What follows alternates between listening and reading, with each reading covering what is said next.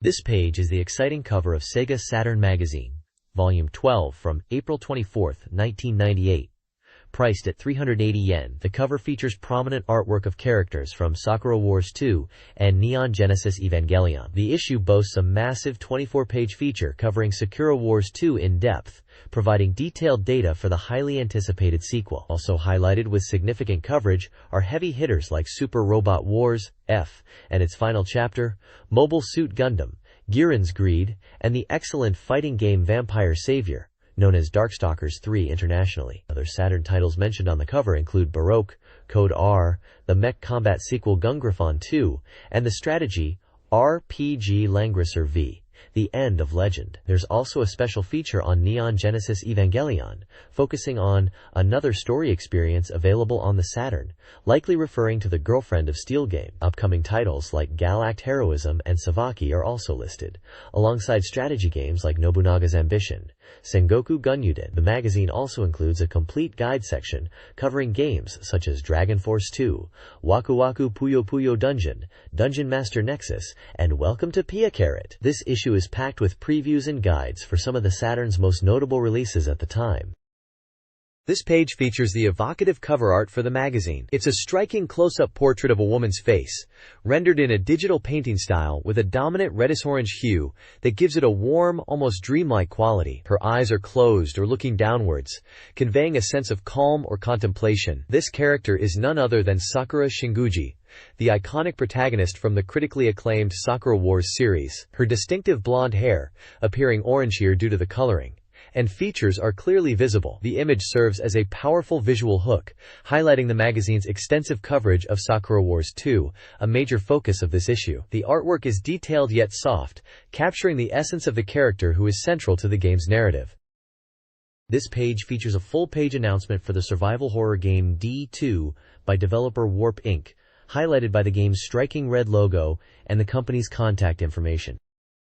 This page features an announcement for Dungeon Master Nexus, a real-time RPG for the SEGA Saturn. The text boldly proclaims, "Welcome to the Nightmare," and introduces the game as the resurrection of the classic Dungeon Master, reborn as a complete 3D real-time RPG. The summary describes how the player takes on the role of Siron, forming a party of 4 heroes to rescue their teacher, Greylord, who has been imprisoned in Mount Ananias. Players will navigate treacherous dungeons filled with numerous traps and formidable monsters, including a new powerful enemy named Volkes. The screenshots showcase the game's first-person perspective, the party's status and inventory interface, and glimpses of the dungeon environments and creatures. It highlights the powerful, fully polygonal monsters and the immersive dungeon crawling experience promised by the intricate traps and eerie atmosphere. Dungeon Master Nexus was developed by Victor Interactive Software and was well received upon its release on the SEGA Saturn, priced at 6,800 yen, excluding tax. This page showcases the captivating key art for Dungeon Master Nexus. Dominating the image is a fearsome character, possibly the powerful new enemy Volkes mentioned previously, depicted in elaborate red and gold attire with a horned helmet and glowing red eyes. Above the figure, the Japanese text translates to the Labyrinth of Despair, a fitting tagline for the game's dungeon-crawling premise. The Victor logo confirms the publisher. This striking visual reinforces the dark and challenging atmosphere players will encounter as they delve into the maze of Mount Ananias. This page serves as the table of contents, giving us a look at the exciting lineup of features inside this issue of SEGA Saturn Magazine, dated April 24, 1998. Prominently featured is a large graphic for the highly anticipated sequel, Sakura Wars 2, Thou Shalt Not Die. Accompanying the title is artwork of the protagonist, Ichiro Ogami, looking thoughtful. The contents list begins with a deep dive on Sakura Wars 2 on page 20, promising a complete strategy guide covering every scene. Following on page 44, there's a special report packed with the latest information on several hot titles, including Super Robot Wars F, Final Chapter, Mobile Suit Gundam, Giran's Ambition, Vampire Savior, Baroque, Gungriffon 2, Code R, and Langrisser V, The End of Legend. Page 76 highlights a special feature on another Evangelion experience available on Saturn, specifically Neon Genesis Evangelion, Iron Maiden, subtitled as Another Story of Evangelion.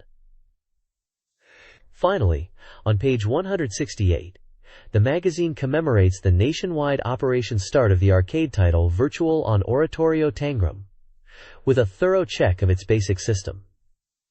It's clear this issue is packed with major releases and fan favorites. This page provides the full index for the issue, laying out everything inside, from news and features to game guides and reviews. It's a comprehensive table of contents, listing articles and games alphabetically by their Japanese titles and showing their page numbers. We see sections covering new releases, including titles like Backgainer and Game Basic for SEGA Saturn, along with upcoming games like the football sim Nihon Daihyu Team, no Kantoku ni Naru, and Nobunaga's Ambition, Sengoku Gunyuden. There's also a significant section dedicated to complete guides for recent hits, featuring Dragon Force 2, Dungeon Master Nexus, and The King of Fighters 97, among others. The main game index lists a vast array of titles covered in this issue, expanding on the highlights from the previous page. We see entries for Vampire Savior, Gun Griffon 2, Mobile Suit Gundam, Giran's Ambition, Sakura Wars 2, Super Robot Wars F, Final Chapter, Langrisser V, The End of Legend, and Devil Summoner, Soul Hackers. The listing also includes features on games like Bomberman Wars and Waku Waku Puyo Puyo Dungeon. Visually, the page includes a prominent illustration at the bottom, featuring characters from Neon Genesis Evangelion, Iron Maiden, tying into the feature mentioned earlier in the contents. It's a packed issue covering a diverse range of Saturn titles across various genres. This page covers the results of the SESA Awards 97. Highlighting the top games of the year as voted by the industry and public. The prestigious SESA Grand Award went to Square's mega hit, Final Fantasy V2, recognized for its immense popularity and impact, having sold 3.3 million units. Meanwhile, Sega Saturn's own masterpiece, Grandia from Game Arts, received an award of excellence. The text explains that Grandia was highly supported by users across various genres, leading to its recognition. Game Arts Mr. Takeshi Miyagi expresses his great honor regarding Grandia's award, stating it's a result of enthusiastic user support and encouraging players to look forward to the continuation of the adventure in Grandia Digital Museum. The page features a photo of the award ceremony with winners on stage holding trophies. It also lists other games that received awards of excellence, including IQ, Intelligent Cube, Gran Turismo, Densha de Go, and Yoshi's Story. Additional awards were given for specific categories like programming, scenario, graphics, sound, and character design, recognizing titles such as Gran Turismo, Final Fantasy V2, and Klonoa. Door to Phantomiles. Special jury awards went to games like Ultima Online, Derby Stallion, and Monster Rancher. The page includes screenshots of several awarded games, like Gran Turismo, Densha de Go, Monster Rancher, and Final Fantasy V2, noting FFV2's impact and the strong anticipation for a potential Saturn version at the time. This page jumps right into the excitement surrounding Sega Saturn properties, with a look at live events and promotions. The big news is the grand opening of the Sakura Wars musical, the ultimate entertainment experience brought to the stage by creator Oji Hiroi.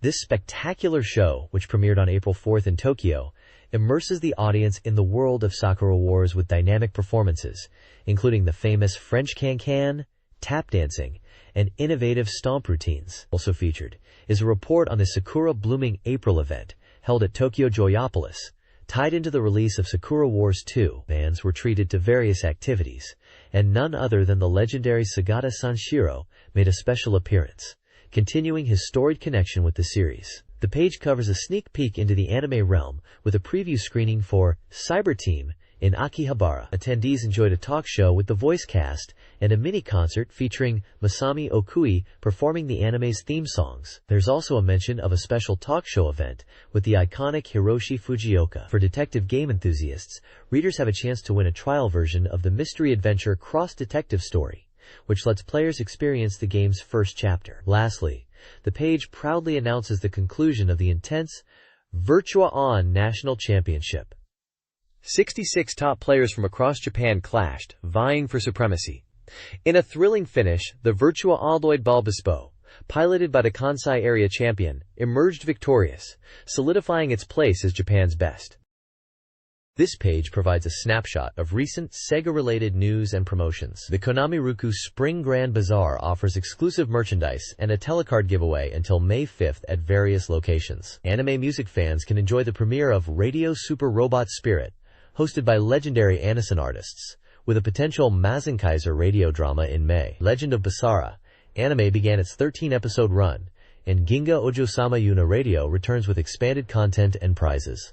The Artist Collection trading cards feature prominent voice actors. Finally, several music releases are noted, including singles, albums, and the Goemon game soundtrack, along with details of the Super Robot Spirit Tour 98 live event.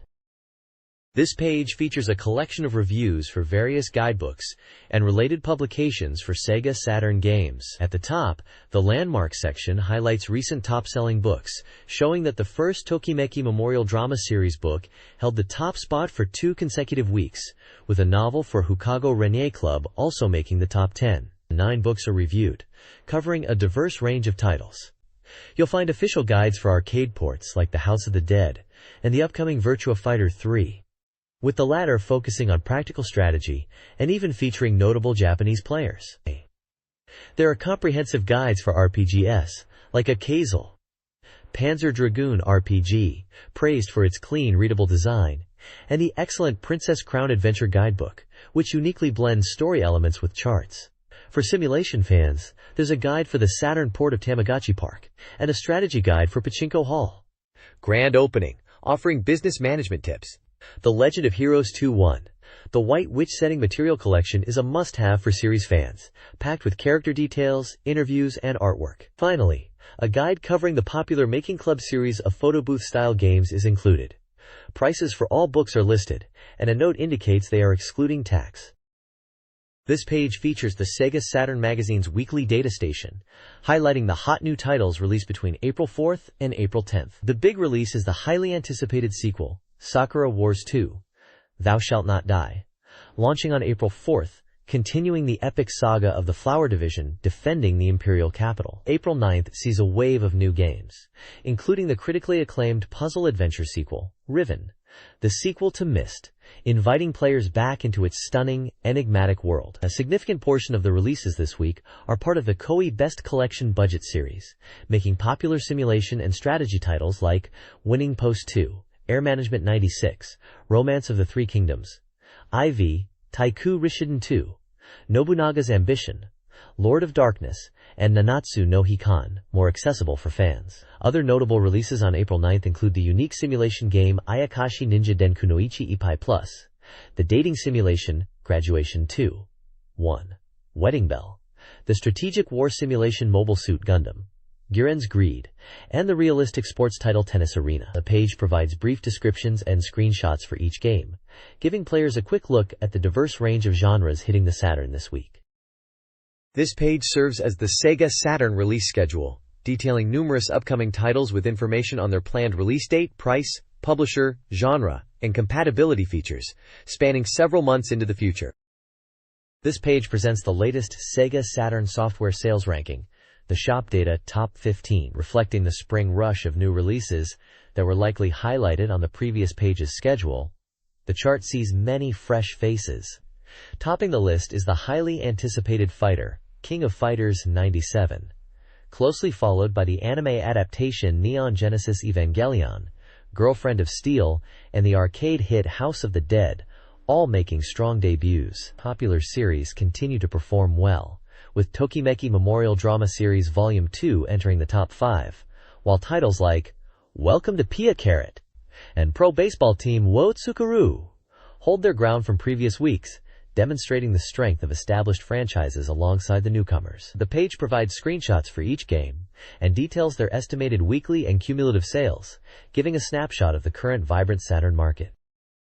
This page dives into what SEGA Saturn owners are wishing for and what's hot in the arcades. The top section features the User Data Top 20, a poll asking players which games they want to see ported to the Saturn. It seems users are hoping for big hits from other platforms, like Marvel vs. Capcom, the Final Fantasy series, and the Dragon Quest series, showing a desire for popular titles currently unavailable on the system. Arcade giants like the Virtua Striker series and Street Fighter II, I also rank high, indicating demand for accurate arcade conversions. There are previews showing Armored Police Battlemaster and Mitsumate Knight, suggesting these are highly anticipated or discussed titles, though their realization on Saturn is uncertain. Below that is the Shop Data Top 15 for arcade video games, giving a snapshot of what's popular in Japanese arcades right now.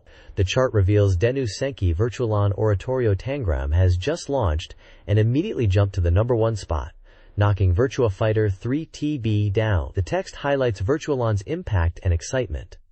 Other popular arcade titles like Tekken 3, Virtua Striker 2, and Marvel vs. Capcom also feature prominently. Screenshots showcase the new Virtualon game, Real Bout Fatal Fury 2, The Newcomers, and Taisen Tante Aru Sashi Susei, giving a visual taste of the current arcade scene. This SEGA Saturn magazine focuses on anticipated software based on reader polls. The top 3 most anticipated games are Super Robot Wars, F Final Chapter in first place, 415 points, set for release on April 23rd. Vampire Savior in second, 315 points, requiring the 4 MB RAM cart, and Virtua Fighter 3 in third, 249 points. The article also presents a full top 30 chart. Pickup check game titles include Back and Router, 24th, a Sega-published RPG, and become the Japan national team coach. World's First Soccer, RPG, 32nd. Other check, coming soon, highlights Black Matrix, 12th, and Linda Cubed Kanzenban, 30th. The anticipation is high for these games, promising a strong lineup for the Saturn. This page presents the weekly reader ranking of released SEGA Saturn games. It's a popularity contest driven by player votes and average scores. The big news this week is that the visual novel Yuno, a girl who chants love at the bound of this world, has climbed to the #1 position for the first time, dethroning previous leaders. The ranking table lists hundreds of games, showing their current and previous positions, genre, and the average score from readers. While Yuno sits at the top, other high-ranking games include Grandia, Devil Summoners, Soul Hackers, and Culdiceps. The text highlights the intensity of the battle for the top spot, with several popular titles vying for position. Screenshots show gameplay moments from the top-ranked Yuno and also the scrolling shooter battle Garega, which is noted to have dropped significantly in the rankings this week. This section provides a snapshot of what SEGA Saturn owners are currently enjoying and rating highly. This article reviews several new games, ranked by reader score. Dragon Master Silk Gaiden, a unique blend of board game, RPG, and dating sim, receives high praise from readers, 8.75, though less from the magazine, 6.0. Mori Motonari, Chikai no Sanshi, a historical strategy game, is surprisingly accessible, with strong RPG elements. SEGA Worldwide Soccer 98 is lauded for its content, improved controls, and online play via X-Band, earning high reader scores. J.League Jikyu Hanu no Striker, while having smooth controls, suffers from stiff character movement and a lack of depth. Princess Quest boasts beautiful art but lacks in gameplay. Actua Golf offers clean graphics but is hampered by long loading times and simple gameplay. Finally, Gekirin-Dan, a port of a classic shooter, appeals to fans of the genre. The article concludes with a teaser for a future feature on Shirokishi Monogatari. The next page presents the SEGA Saturn Reader Race Volume 95, essentially a comprehensive ranking of games based on reader votes. This large, multi-column list details games by their current and previous rank, title, genre, and average reader score, covering a vast number of titles from various categories like RPGs, action games, shooters, puzzle games, and more. Unlike the previous page that highlighted newer releases, this section appears to delve deeper into the extensive Saturn library, showcasing the enduring popularity and performance of established titles in the eyes of the readership. The rankings span a wide range of scores, reflecting the diverse opinions and game experiences within the community. Below the rankings, there's a brief commentary section, mentioning the Sakura Taisen musical, and some discussion around attending it, tying into the overall SEGA fan culture surrounding the magazine.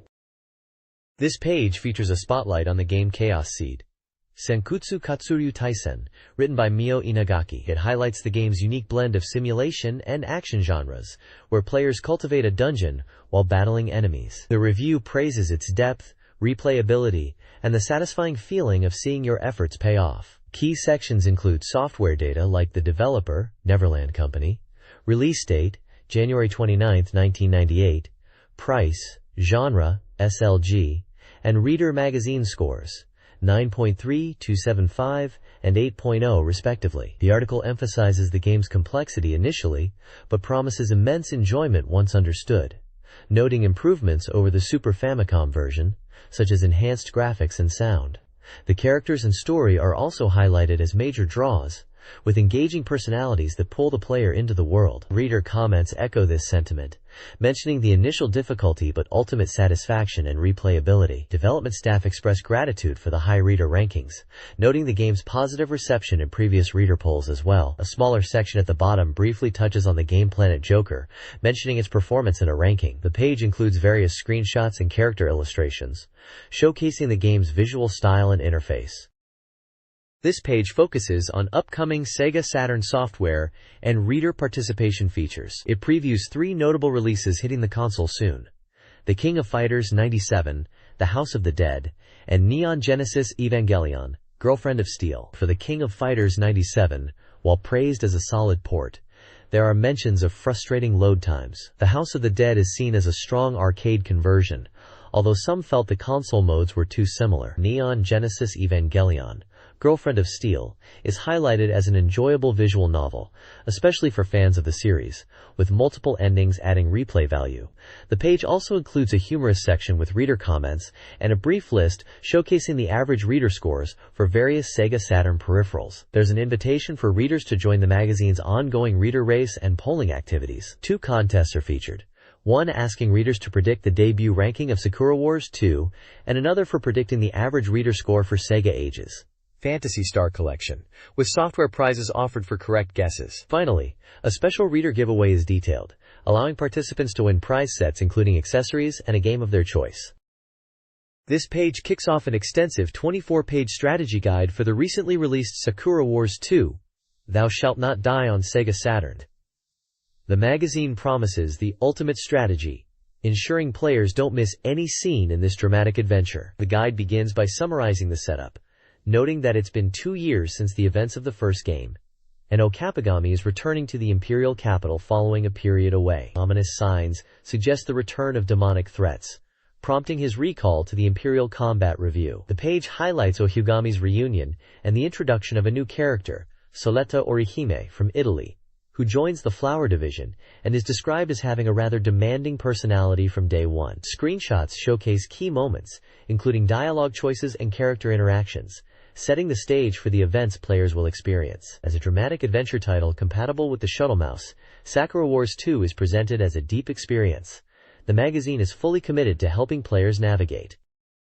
This guide unveils the Kinematron's secrets in Sakura Wars 2. Beyond basic team communication, the device can tune into various radio broadcasts, including news and fortune-telling, by inputting specific numbers. A shortcut button allows for quick connections to registered contacts, although some, like Yonaha, cannot be directly called. The guide emphasizes the radio wave strength gauge.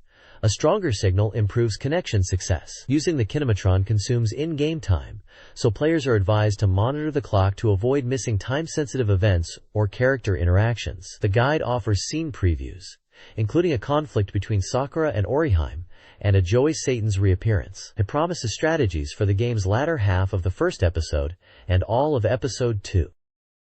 This page continues the guide for Sakura Wars 2, focusing on a crucial scene where the Flower Division confronts a powerful enemy from the past. The demonic mechanical puppet, the Ankoku Kisuke, reappears, controlled by the seemingly resurrected Aoi Satan. Despite his previous defeat, Satan stands before the team, baffling them. Orihime, unaware of the full situation, bravely launches an attack. The page highlights key moments and player choices during this confrontation. One critical junction involves protecting Orihime. Choosing to do so impacts the trust she places in Ogami. Another scenario details what happens if time runs out during the decision phase. Most dramatically, the guide reveals the stunning truth. The figure believed to be Aoi Satan is actually Shinosuke Yamazaki, resurrected by the art of soul return.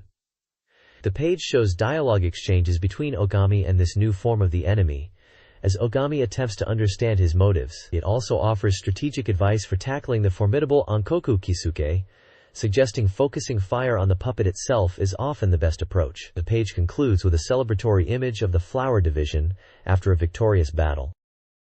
This page continues the guide for Sakura Wars 2, detailing the immediate aftermath of the battle against the seemingly resurrected Uchiyoi Satan, now confirmed to be Shinosuke Yamazaki. Despite being defeated by the Flower Division, Yamazaki's soul was sustained by dark arts, but his time is short. However, the resolution is shattered by the sudden appearance of a new, mysterious figure wearing a demon mask, the Demon King, or Kyo. With chilling speed, Kyo fatally stabs the weakened Yamazaki and claims his prized sword before vanishing back into the night. The Flower Division is left reeling from Kyo's overwhelming murderous aura, questioning if this enigmatic figure is the leader of a new, more dangerous enemy force, deepening the mystery. Moving past the shock, the team returns to daily life. A scene under the beautiful, full-bloom cherry blossoms signifies a moment of reflection and renewed determination.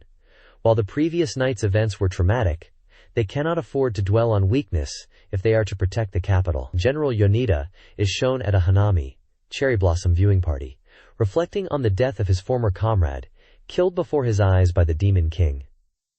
The page concludes as the story transitions into the next episode, hinting at the challenges the Flower Division will face from this new threat.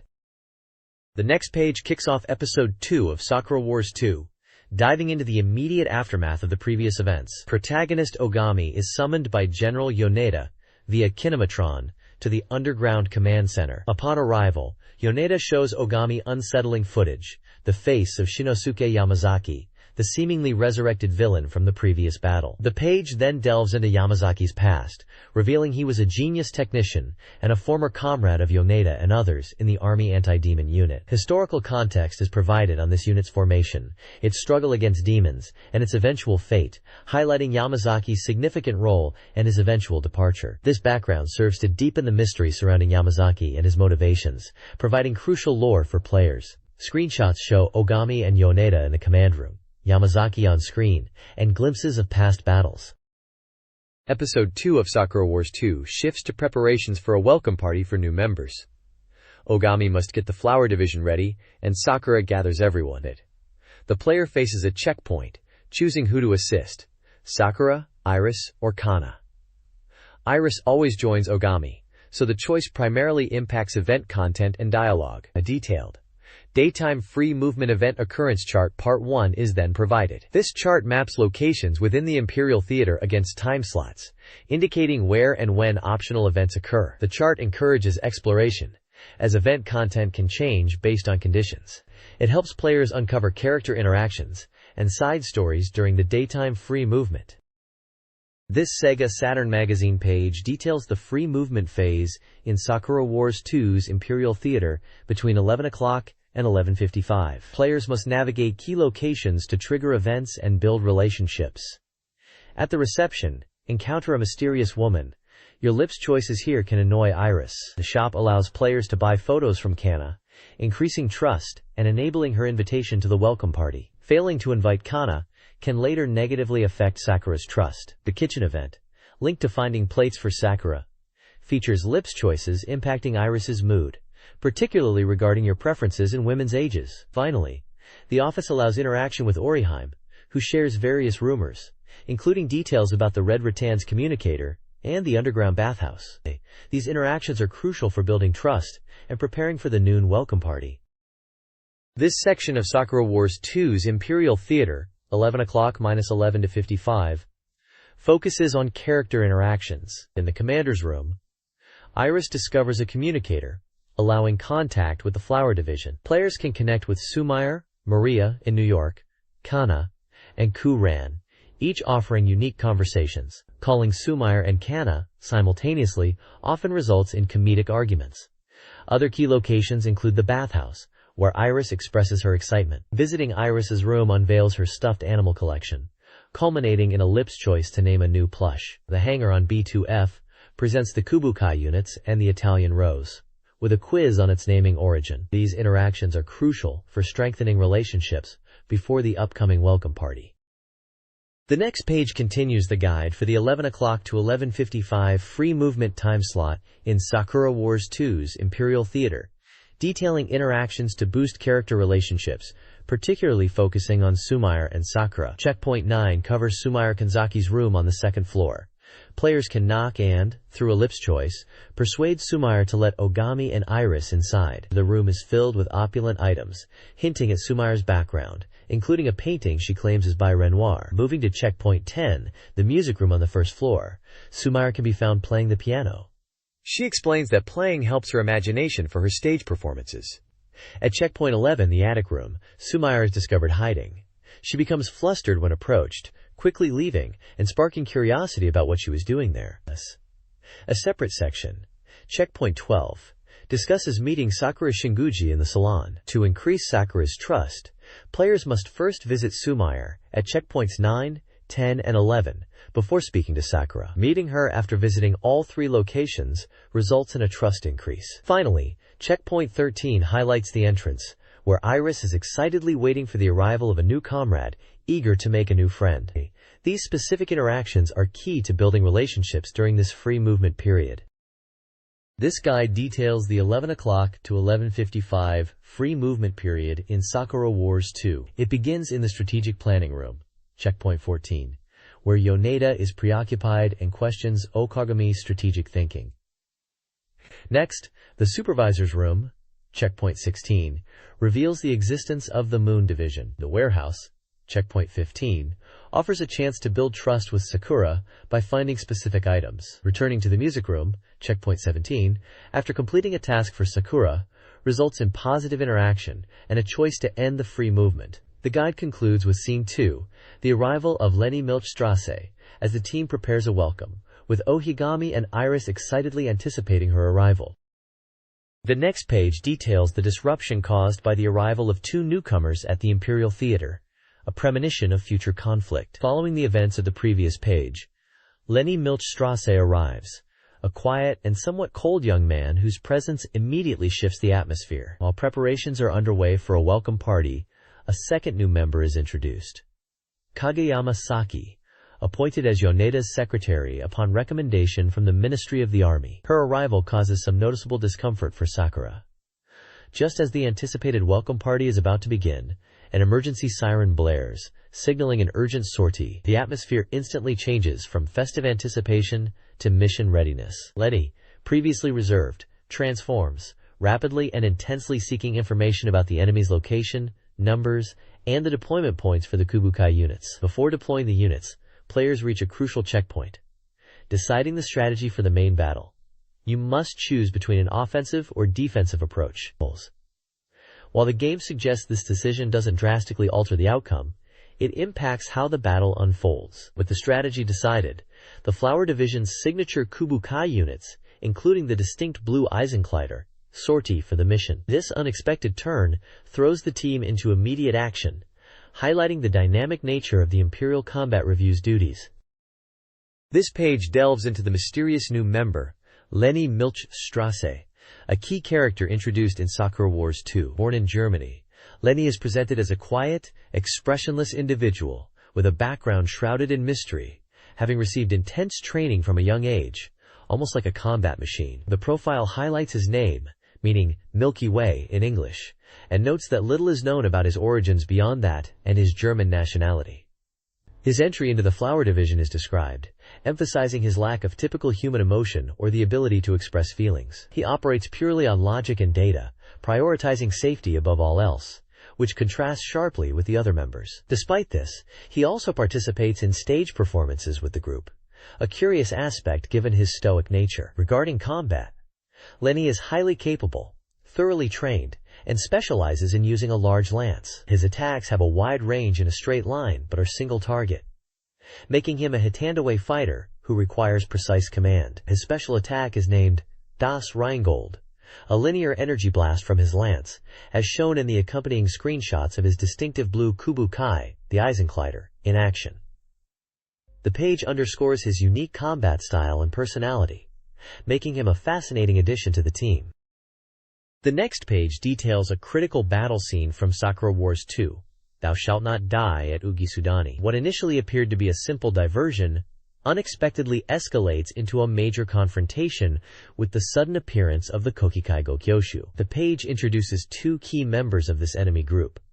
Kongao, a powerhouse who thrives on direct combat and confrontation, and Mokujiki, the frail but brilliant strategist who relies on a steam pod for mobility and is the true mastermind behind the plans. The Imperial Combat Review arrives at Ugisudani, anticipating a clash with Kongao. However, the recently introduced member, Lingani, utilizes his unique abilities and tactical precision to launch a surprise attack from the rear, targeting the enemy forces and disrupting Mokujiki's elaborate strategy. Screenshots illustrate the chaotic battlefield, featuring the distinct designs of the enemy characters and their mechs, alongside the Imperial Combat Review's Kubu units, highlighting Limokuni's swift and decisive action that catches the enemy completely off guard. This scene underscores Limani's effectiveness in combat and the strategic depth required in the battles.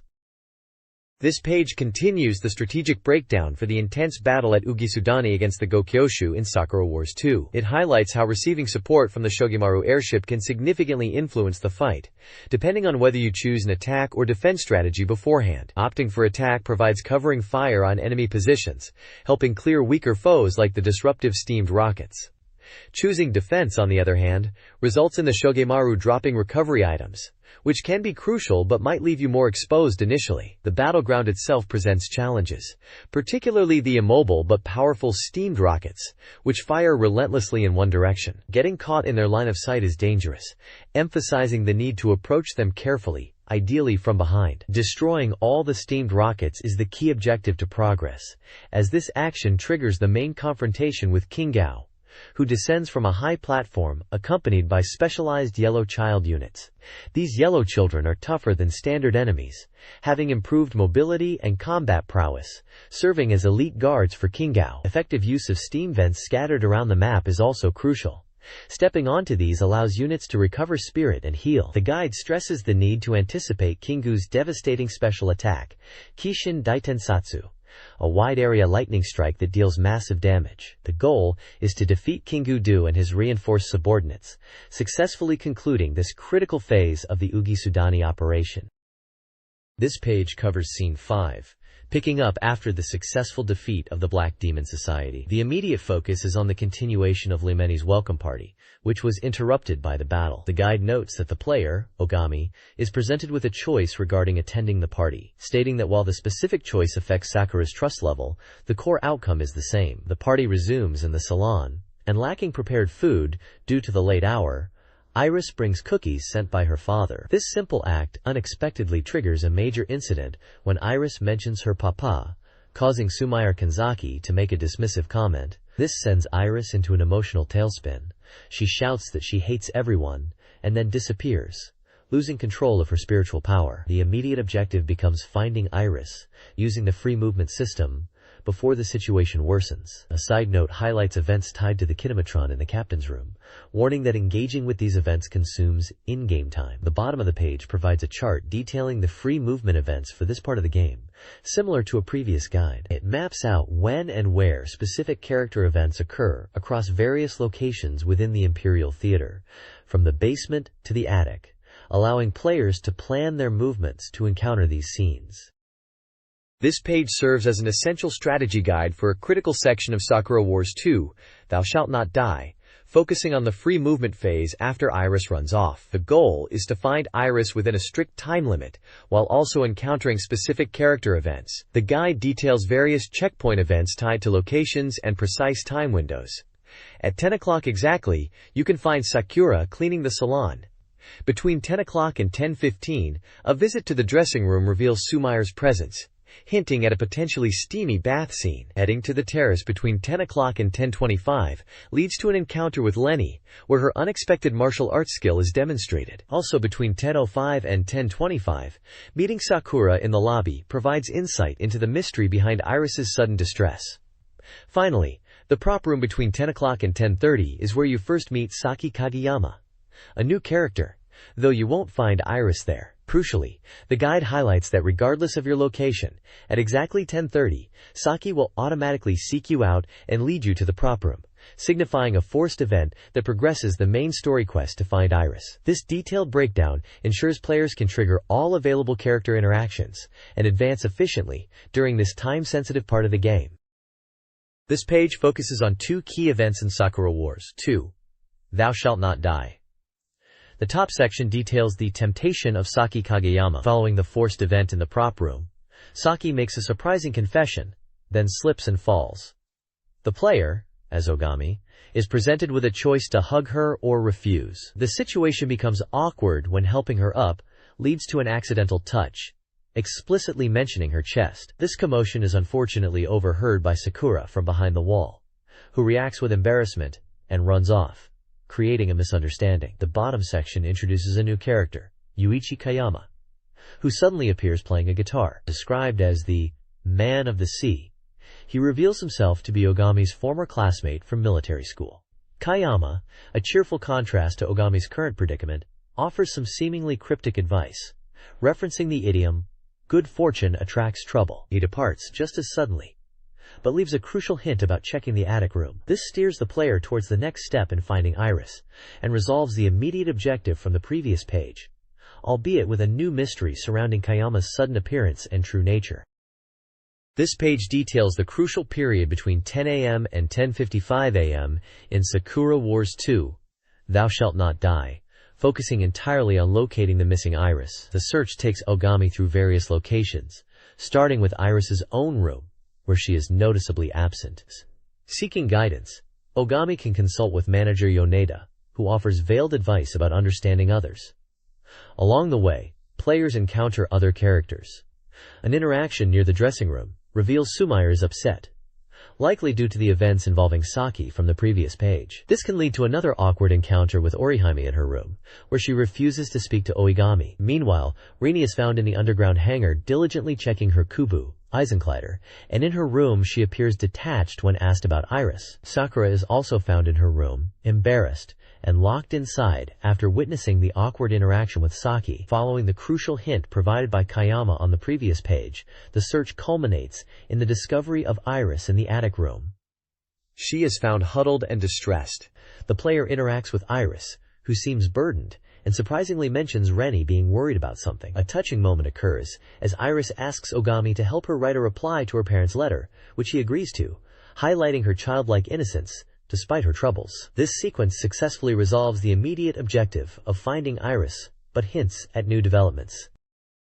This page delves into the emotional core of Sakura Wars 2, Thou Shalt Not Die, focusing on the aftermath of finding Iris and the complexities of her feelings. The section is titled, Anxiety and Loneliness Fill Iris's Small Heart. After successfully helping Iris write her letter, acknowledging her effort is met with her suddenly bursting into tears. The text explains that Iris, having been confined since birth due to her immense power, is a lonely girl starved for human connection. Ogami decides to let the exhausted Iris rest on his bed.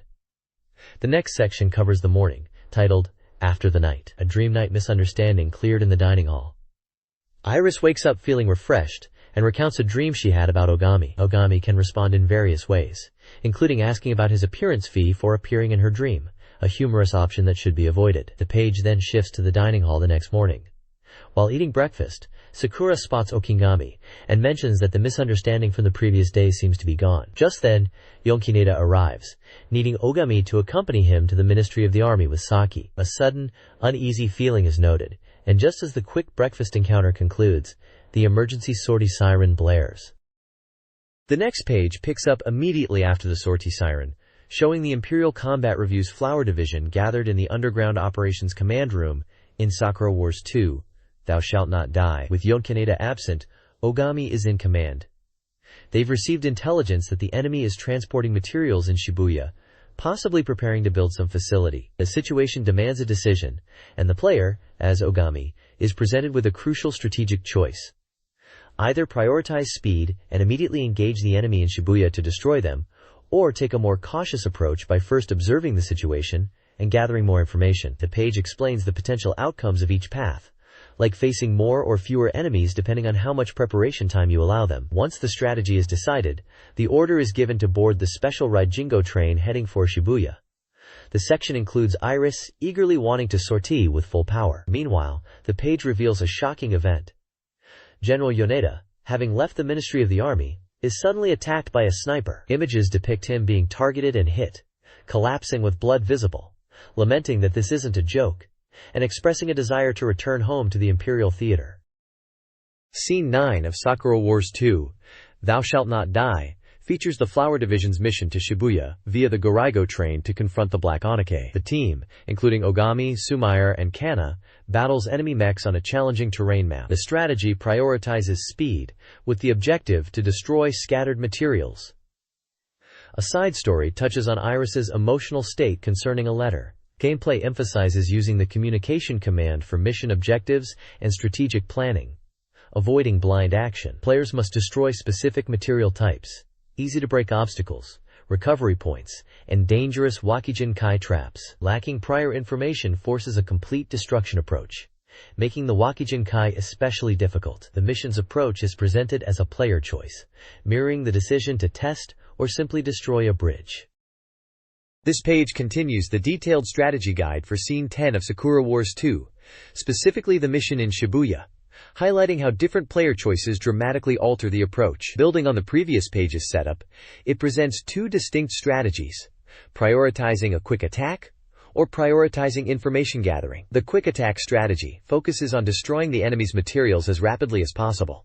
This approach results in fewer Wakijin-kai appearing, and deals less overall damage. It emphasizes high movement speed, and utilizing characters like Iris to navigate the terrain effectively, and quickly dismantle the objectives. Alternatively, the information gathering strategy leads to a much tougher fight, with significantly more Wakijin-kai appearing up to 12 units. This method requires a more cautious approach, focusing on slipping past enemies to destroy only the materials while managing recovery. Regardless of the chosen strategy, the ultimate objective remains the complete destruction of all enemy-placed materials. The battle concludes once this goal is achieved, meaning it's not necessary to defeat every enemy unit. Players are advised to primarily focus on the materials, and only engage enemies that block their path or pose a significant threat, while always keeping an eye on their unit's durability. The guide warns that a new, formidable enemy will appear after the main objective is successfully completed. The page features various screenshots showing the tactical maps and character portraits, illustrating the different approaches and unit placements. This page details the strategy for Scene 11 in Sakura Wars 2. The mission involves destroying the enemy's supplies, which triggers the appearance of Mokujiki, one of the powerful 5 elements.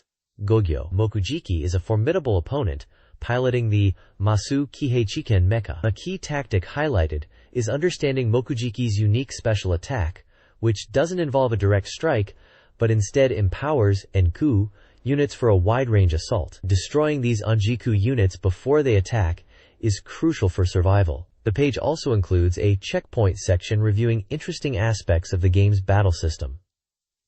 It mentions that losing a team member results in a decrease in their trust level, adding strategic consequence to battlefield performance. Furthermore, it points out a new feature, where team members can use the Kabao, Protect, command, to shield Ugami, the player character, when he's in trouble, a beneficial mechanic that can lead to trust boosts. Finally, it touches upon the impressive cooperative attacks, and even more flashy combined attacks available early in the game, emphasizing their visual appeal and tactical importance. The page features screenshots of the battle map, character portraits including Mokujiki, and illustrations related to the checkpoints. This page continues the strategy guide for Sakura Wars 2, detailing the confrontation with the powerful mecha, Chiken, piloted by Mokujiki, one of the 5 elements. The key strategy highlighted is the clever use of the battlefield's varied terrain, particularly elevation changes, to corner the agile Chiken. Units like Iris, who can ignore elevation, are recommended for key positions on cliffs, while others utilize paths up mountains. It's crucial to deal with the enemy Enku units, potentially using wide-range attacks, before they can unleash their powerful assaults. Mokujiki's dialogue shows surprise at the Hanagumi's tactics, indicating the strategy is effective. Defeating Mokujiki signifies the completion of the mission, and a splendid victory for the Hanagumi, successfully crushing the Kokikai forces in Shibuya. However, Mokujiki escapes, leaving behind cryptic words about the gears of fate beginning to turn. Following the battle, the Hanagumi members celebrate with their characteristic victory poses, enjoying a brief moment of warmth and camaraderie. Character interactions are shown, reflecting on the battle and enjoying their company, including Iris overcoming her loneliness and Lakani's focus on fighting. But this peaceful atmosphere is shattered by a dire communication from Imperial Theater headquarters. The shocking news delivered is that Commander Yoneda has been shot by an unknown assailant, setting the stage for the game's dramatic turn. The page concludes with a teaser promising detailed strategy for Tsunemire in the next issue. Super Robot Wars Final, the final installment of the Super Robot Wars saga for the Sega Saturn, is a single-player simulation RPG developed by Banpresto, aimed for all ages. The game features a branching narrative beginning in episodes 44 and 45, with distinct paths for real and super robot routes. The story sees London Bell clashing with the Titans and facing orders to deploy to buy Worston Well, while also planning to present evidence to the Federation Council. On the super robot route, episode 44, Bond, follows London Bell splitting up after connecting with Karaba. Koji Kabuto, Sayaka, and Boss are ambushed by Baron Ashura and the DC Army. Ashura immobilizes Mazinger Z with a powerful magnetic attack, setting the stage for a dramatic confrontation, with further details promised in the next issue's summary of episode 45.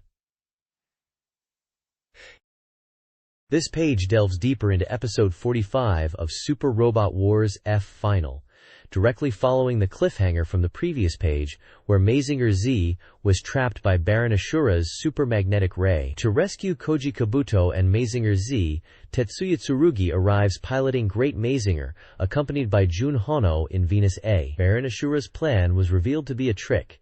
By provoking Great Mazinger to use his Thunderbreak, Ashura intended to use its magnetic current to counteract the trapping field. The plan backfires, freeing Mazinger Z, and the combined force of Great Mazinger and Mazinger Z, known as the W Mazinger, begins their counterattack. The page showcases demo scenes of Great Mazinger and Venus arriving on the scene, featuring dialogue from Koji, Tetsuya, and Jun. It also includes an epilogue scene with dialogue involving Koji, Tetsuya, Professor Yumi, and Sayaka, discussing the battle and mentioning Londo Bell's status as being pursued by the Federation Army, though the Photon Power Lab appears safe. New characters introduced are Tetsuya Tsurugi and his powerful Great Mazinger, noting its attacks like Drill Pressure Punch and Thunderbreak. Jun Hono and Venus A are also featured, highlighting Venus A's repairability and flight capability. The main enemy characters, Baron Ashura and Dr. Hell, are also profiled, humorously noting their overconfidence and relatively weak strength. A map screenshot shows the tactical layout of the battle. This page moves on to episode 46 of Super Robot Wars F Final, shifting focus back to the real robot storyline with the Titans' Pursuit. The plot follows the London Bell Group, attempting to rendezvous with the Karaba Ground Support Organization in Yangon. However, Karaba's ship, the Adhumla, is discovered and attacked by a trio of Titans pilots, Lila Mira Lila, Jared Mesa, and Kakrakan C.A. Cooler. Despite Captain Bright Noah's attempts at diplomacy, the Titans refuse to listen and engage in combat, forcing Londo Bell into a defensive battle to protect the Adhumla. The page features tactical map layouts and dialogue screenshots from the episode, including appearances by Hayato Kobayashi, who is now a key member of Karaba. It also profiles some of the characters involved. Representing the neutral side is Trowa Barton in the Gundam Heavy Arms, highlighting its powerful beam Gatling gun. The main enemy profiles detail the Titan pilots and their units, identified here as the Bound Dock. Lila is presented as the leader of the hostile trio. Jared is described as capable but having a twisted personality, and Kakrakan is humorously noted as being the weakest of the three. The tension builds around whether London Bell can successfully defend the Adhumla against the Titans' relentless assault. This page dives deeper into the chaotic battle, revealing the intense continuation of the Titans' assault on Hayato's Adhumla.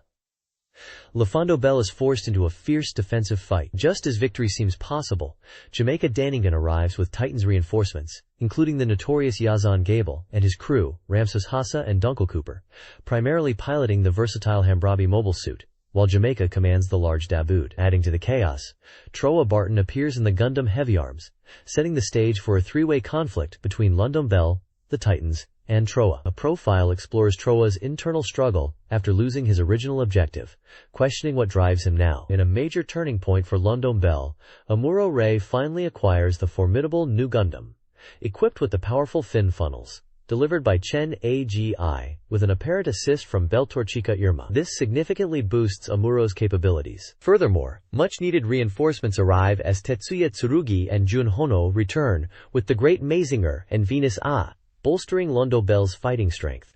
The page profiles the new enemy Titans pilots and their distinctive machines, highlighting their roles in this escalating confrontation.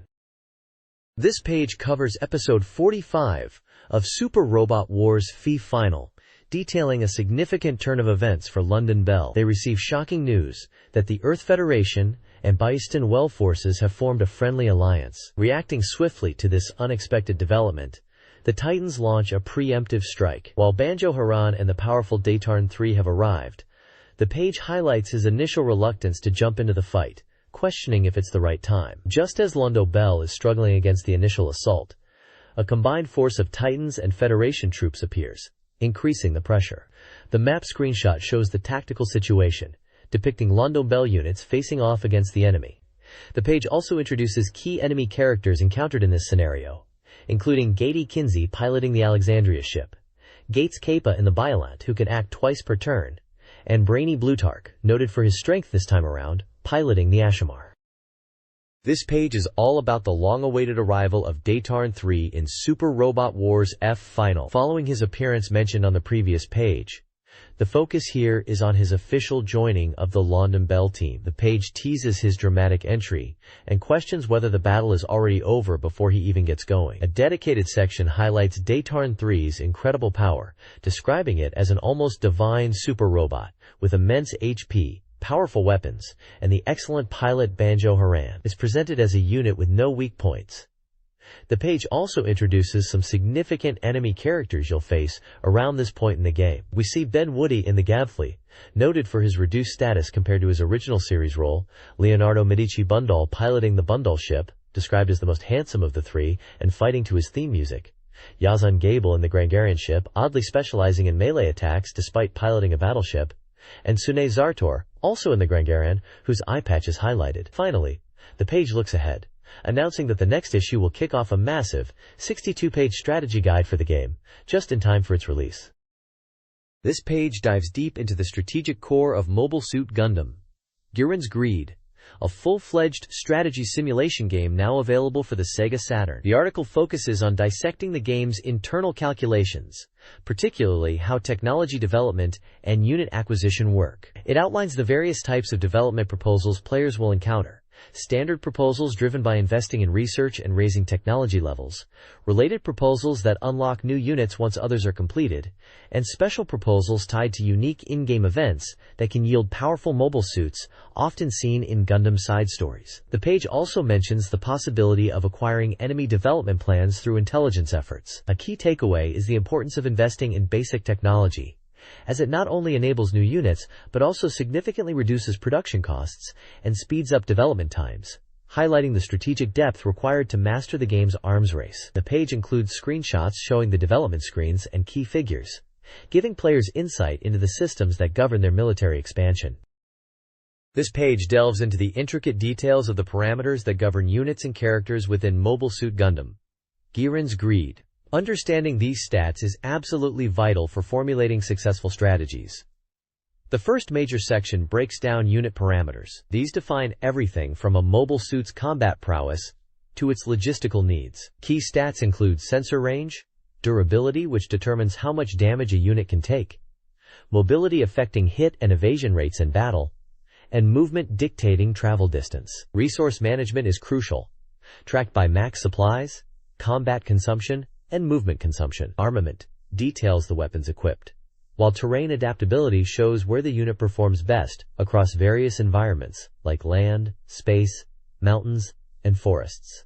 An example spread for the iconic Gundam unit illustrates these stats and its weapon loadout. The second section focuses on character parameters, highlighting that a pilot's skill is just one part of the equation.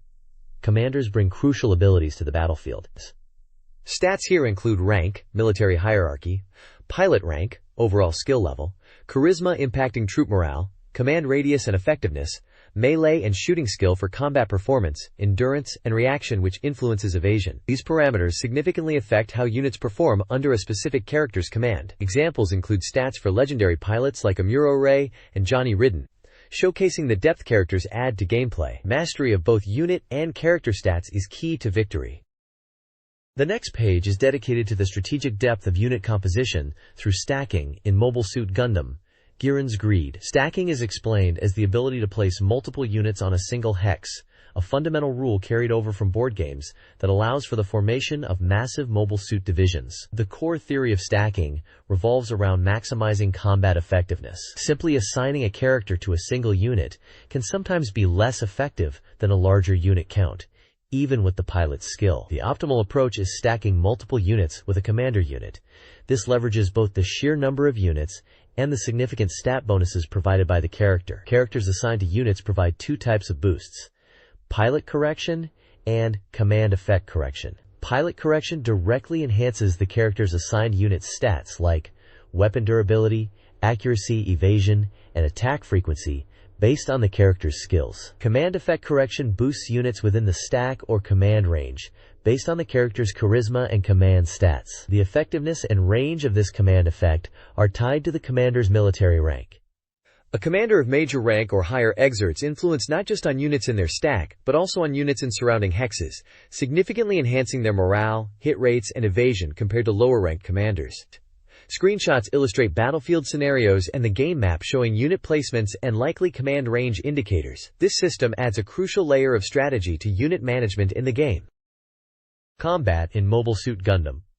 Giren's Greed is significantly influenced by factors beyond unit stats. Terrain impacts battles, with forests and bases offering defensive bonuses, and unit terrain suitability affecting hit rate and evasion. Minovsky particles disrupt targeting, reducing hit rates.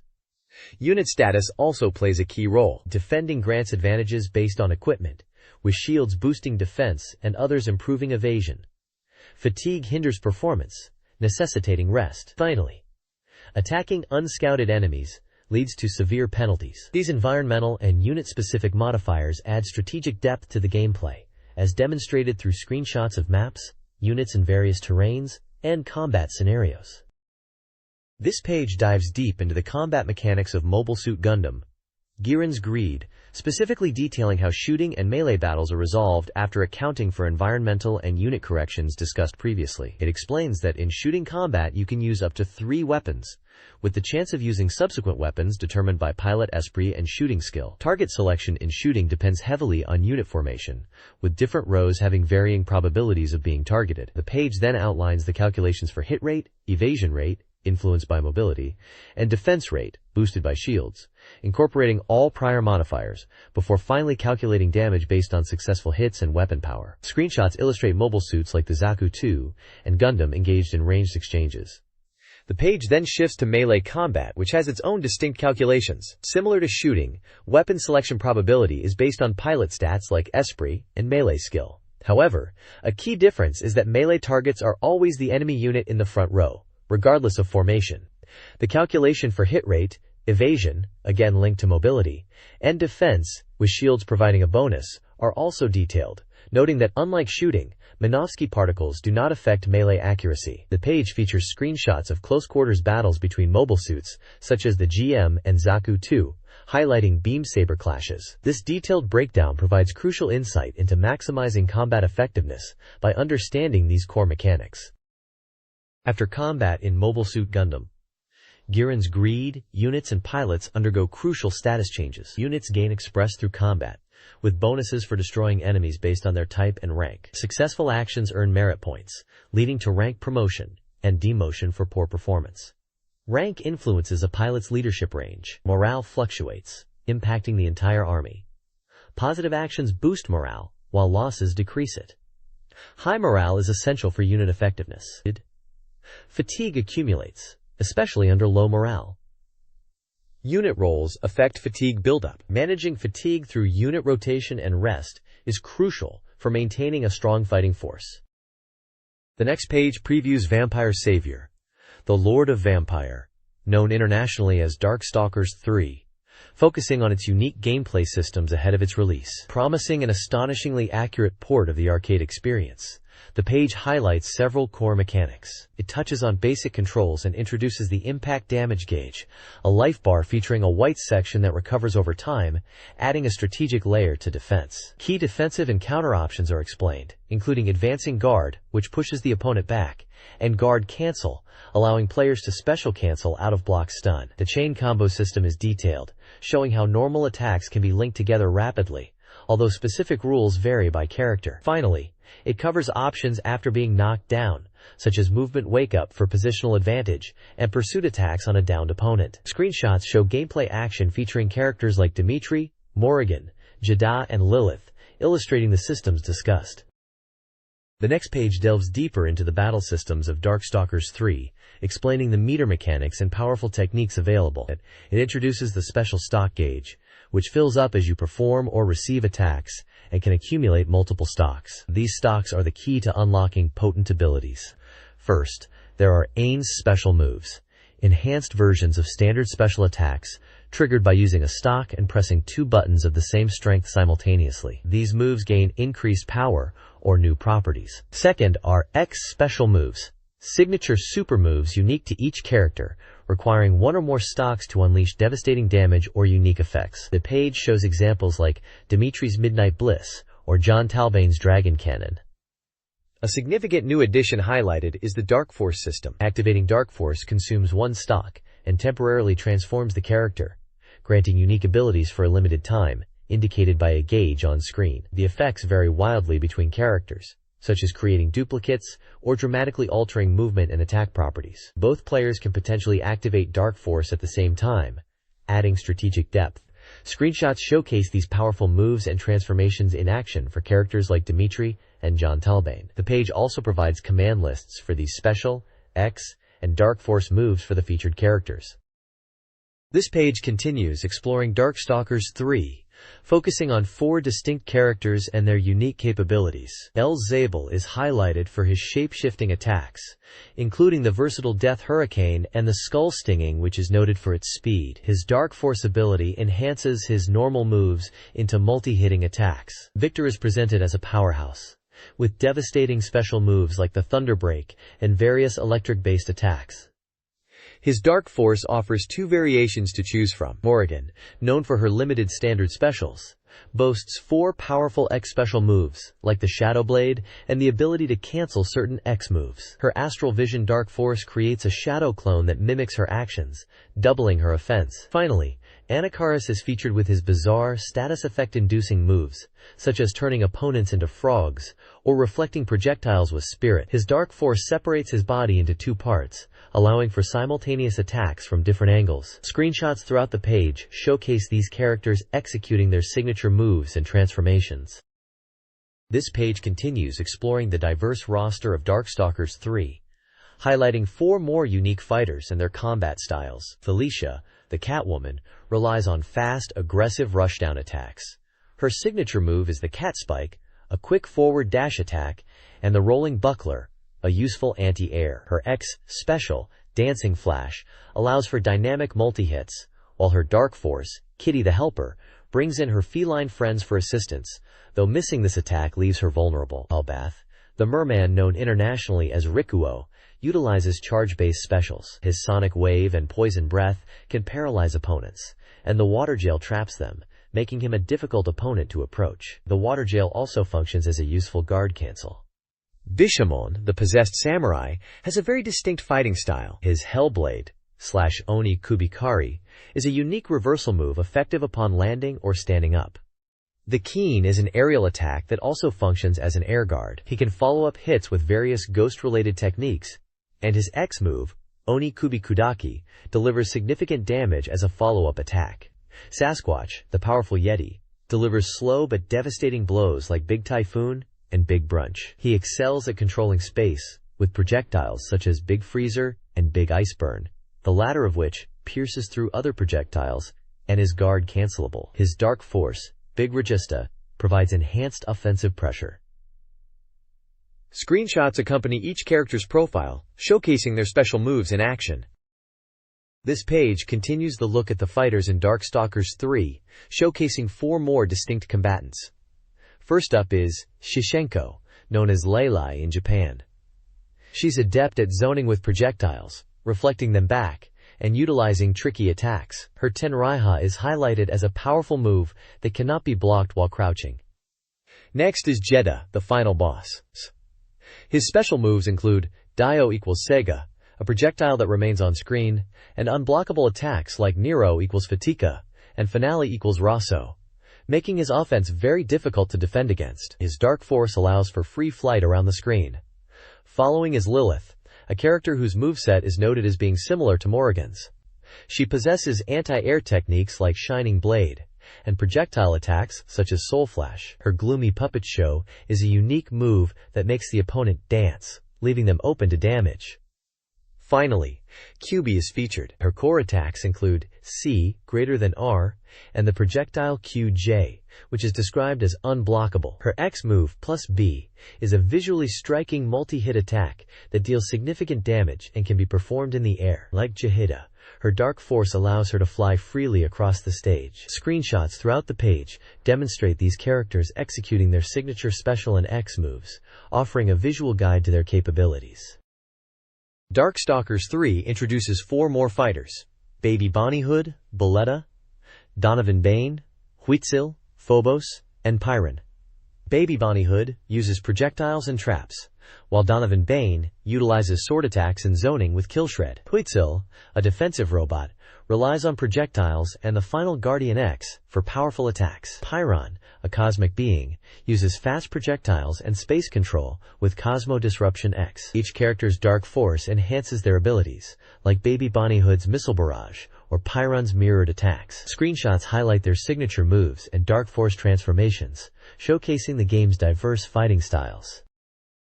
This page dives into the unique world of the Sega Saturn title, Baroque. Presented as a visually striking collage, the page uses various screenshots and abstract imagery to convey the game's distinct atmosphere. You see glimpses of gloomy urban decay, desolate landscapes, and silhouetted figures, all contributing to the game's known surreal and dark aesthetic. Text elements like Baroque, distorted pearls, and style are integrated into the design, hinting at the game's themes and artistic direction. The screenshots also reveal some basic UI elements like HP, VAT, Vitality, and level indicators, along with white outlines suggesting character movement overlaid on the scenes. The overall impression is a feature focused on Baroque's unsettling and unique visual style, rather than a traditional gameplay breakdown. This page continues the exploration of the Sega Saturn title, Baroque. Presented in a striking collage format, the page prominently features the game's title at the bottom and large, integrated text that appears to read, ID style. The design weaves together abstract, dark imagery, and scattered text elements that evoke the game's unsettling atmosphere and philosophical themes. Phrases like prevailed, disharmony, confusion, change means, equals, distorted, delus ions, devastation, let go of, side, and should you hope are interspersed throughout the visual mix. The imagery includes glimpses of desolate environments and what seems to be a character silhouetted in the lower right, reinforcing the game's unique and dark aesthetic. The page focuses heavily on conveying the mood and artistic vision of Baroque, rather than detailing gameplay mechanics. This page builds upon the previous one, moving from the abstract atmosphere of Baroque to detail its core gameplay systems using 5 key concepts. Highlighted with large headings are structural change, strategy, space, freedom, and multiple plot, each with accompanying text and screenshots illustrating the game's dark, claustrophobic environments and distorted creatures. The game features randomly generated dungeons, structural change, meaning the layout, item placement, and enemy encounters differ every time you play, ensuring a unique experience. Combat is real-time and strategic, strategy, requiring players to observe enemy attack patterns and utilize items effectively, with the timing of item use being crucial. Space emphasizes the realistic 3D environments and immersive sound design that draw the player in. Freedom refers to the player's ability to progress at their own pace through choices rather than forced events, impacting how quickly they might reach the game's conclusion. Finally, the multiple plot concept explains that the story unfolds in layers, influenced by the player's actions, even incorporating the game's unique death and revival mechanic into the narrative progression. A special report box provides quick facts. Developed by Sting, it's a 3D RPG released on May 14th for 6,800 yen, supports one player, and is recommended for all ages, noted with a 98% completion rating. The page effectively communicates that Baroque is a distinctively structured and atmospheric RPG, with dynamic elements and player agency. The next page delves into Baroque's unique replayability mechanic, highlighting how content changes based on the number of times you play, specifically focusing on the game's approach to death and life. It explains that in Baroque, death isn't the end of the game, but rather a pivotal point that allows the player to restart, with subsequent playthroughs revealing new information and altering interactions. Illustrated with screenshots, the page shows how the dialogue of characters like the Archangel and the Coffin Man differs between the first and second playthroughs. The Archangel's initial guidance evolves, suggesting a deeper understanding or altered circumstances in later attempts. Similarly, the Coffin Man's dialogue shifts notably. This system ensures that the same sequence of events never happens twice, making each run through the game a unique experience, and emphasizing that death is a crucial part of uncovering the game's mysteries, tying directly into the multi-layered narrative structure discussed previously. The content reinforces that the world of Baroque is dynamic and reacts to the player's repeated attempts. The next page dives into facing the aberrants in Baroque, explaining the core actions available to the player. When encountering these creatures, players primarily use the attack, item use, and movement commands, though flexible response is key. The attack section details how players confront aberrants head-on. Without a weapon equipped, the protagonist resorts to punching, requiring close proximity. However, equipping a sword, which can be found within the Neuro Tower, changes the attack method to swinging the blade. Swords vary greatly in attack power, swing speed, range, and even possess elemental attributes like fire, ice, or thunder, some even allowing multiple attacks at once, or having other special effects. The page also shows screenshots of the bourgeois aberrant. Critically, the page introduces purification as the unique action the protagonist takes against aberrants. While the term attack is used for simplicity, the true nature of the protagonist's interaction is purification. This ability, enhanced by the sword, is applied to aberrants, and potentially other things, causing the purified aberrant to emit light and transform into a sphere known as an ideacephalos. Ideacephalos obtained this way can sometimes yield items, but the page notes that the significance of the protagonist's sole ability to purify and its full meaning remain unclear unless the protagonist's memories return. Obtaining items from purified aberrants is tied to specific enemy types, and ideacephalos itself cannot be gained this way. This page continues the exploration of Baroque's core mechanics, detailing the player's vital actions for survival in the Neuro Tower. Mastering item usage is essential. Accessing the inventory allows players to select and utilize various items strategically. Certain items, like bones, can be thrown to inflict damage on enemies. Recovery items, such as the chunk of meat shown alongside the recurring bourgeois aberrant, are critical for restoring HP and vitality, although throwing them at foes is generally pointless. Movement is just as important as combat. Players can move and attack simultaneously, and tactical retreat or circling enemies using horizontal movement are necessary skills to avoid damage and find openings. The game stresses that standing still is folly, because both the protagonist and enemies are always moving, making a stationary target vulnerable. Knowing when to flee is another key survival tactic, especially when facing overwhelming odds. Escaping is a valid strategic retreat, though enemies may give chase. The page also features a writer's second impression, describing the game's intense atmosphere and sense of deep, unsettling excitement. The writer compares the experience to a Stanley Kubrick film due to its mysterious and complex nature, finding it more fitting than a Robert Zemeckis comparison. They highlight the unique narrative power of the game medium and mention experiencing catharsis, which they note translates to purification. Lastly, there's a short notice from developer Sting about high demand for a promotional CD. This page provides a special report on Gungriffon 2, highlighting that the game is 100% complete and ready for release soon. The focus here is on rechecking the system mechanics before launch. The report emphasizes the expanded weapon system, which now features a total of 6 types of weapons. Players can freely select and customize their loadout, even carrying multiple instances of the same weapon type, with some exceptions. This increased customization depth allows players to tailor their mechs for specific missions. The page also features detailed views of the 12, known as the HIMAX 2, from both the front and rear, alongside a list summarizing the different weapon categories and their general characteristics, such as the standard gun, rapid-fire MG, explosive RP rockets, lock-on ATM missiles, multi-shot 3SG, and wide-area VTG. Key game details are listed, confirming it's developed by GameArts, especially. Set for release on April 23, with a price of 6,800 yen, 8,000 yen for the version including the Versus cable. It's described as a 3D shooting game suitable for all ages, supporting 1 to 4 players, and compatible with twin-stick controls. The page is filled with impressive artwork of mechs and tanks in battle, reinforcing the game's combat focus. This page continues the deep dive into Gungraphan 2, focusing on the operational aspects and special features. You'll find details on the control schemes, confirming support not only for the standard control pad, but also for the mission stick and the sought-after twin stick. With layouts shown for each configuration, the radar display is also explained, detailing how allies, enemies, and incoming attacks are visually represented. A major highlight is the introduction of the double-seater mode, an exciting 2-player co-op option where one player handles movement and the other controls the weapons, effectively allowing 4 players to team up across 2 mechs. The page also touches on replay data, noting that saving requires a power memory card, with a limit of 10 replays per card. Finally, GameArts development manager Takehito Miyagi shares insights from the Tokyo Game Show demo, mentioning the positive feedback Gungraphan 2 received, and emphasizing the crucial role of sound in the Versus Battle mode, alongside confirming other modes like Survival and Exercise are included to add substantial depth for dedicated players. This page unveils more details about Code SAR, the intriguing adventure and racing hybrid from Quintet. The game blends a deep story adventure with substantial racing gameplay, emphasizing that the racing sequences are far from mere minigames and are integral to the immersive drama.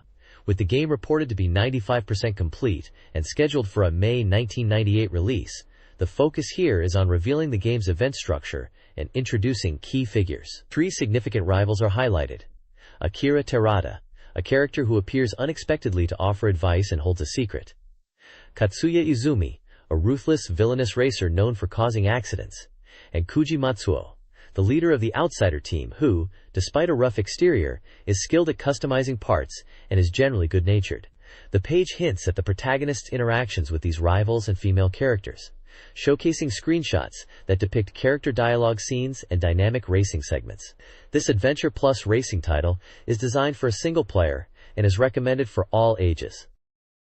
This page shifts focus on Code R, delving into the game's complex human relationships and specifically highlighting a romantic triangle involving the protagonist, Katsuya Sakamoto. The game features a rich narrative with multiple characters connected to Katsuya's past story, and importantly, female characters with whom romantic relationships can develop, influencing the game's ending. The prominent section details a triangular relationship diagram featuring Katsuya, his childhood friend Miho, and Miho's best friend Sayuri. Miho is presented as Katsuya's close childhood friend, whose family has a deep connection to his own. Sayuri, Miho's best friend, is aware of Miho's feelings but begins to develop her own for Katsuya. The article describes several event scenes illustrating these relationships, such as Miho encouraging Sayuri after a setback, Katsuya inviting Miho on a date after she thanks him for helping Sayuri, and a date scene at an aquarium. These sequences demonstrate how the story unfolds through character interactions and dialogue, emphasizing that the player's decisions in these moments will determine the outcome of the complex romantic entanglements.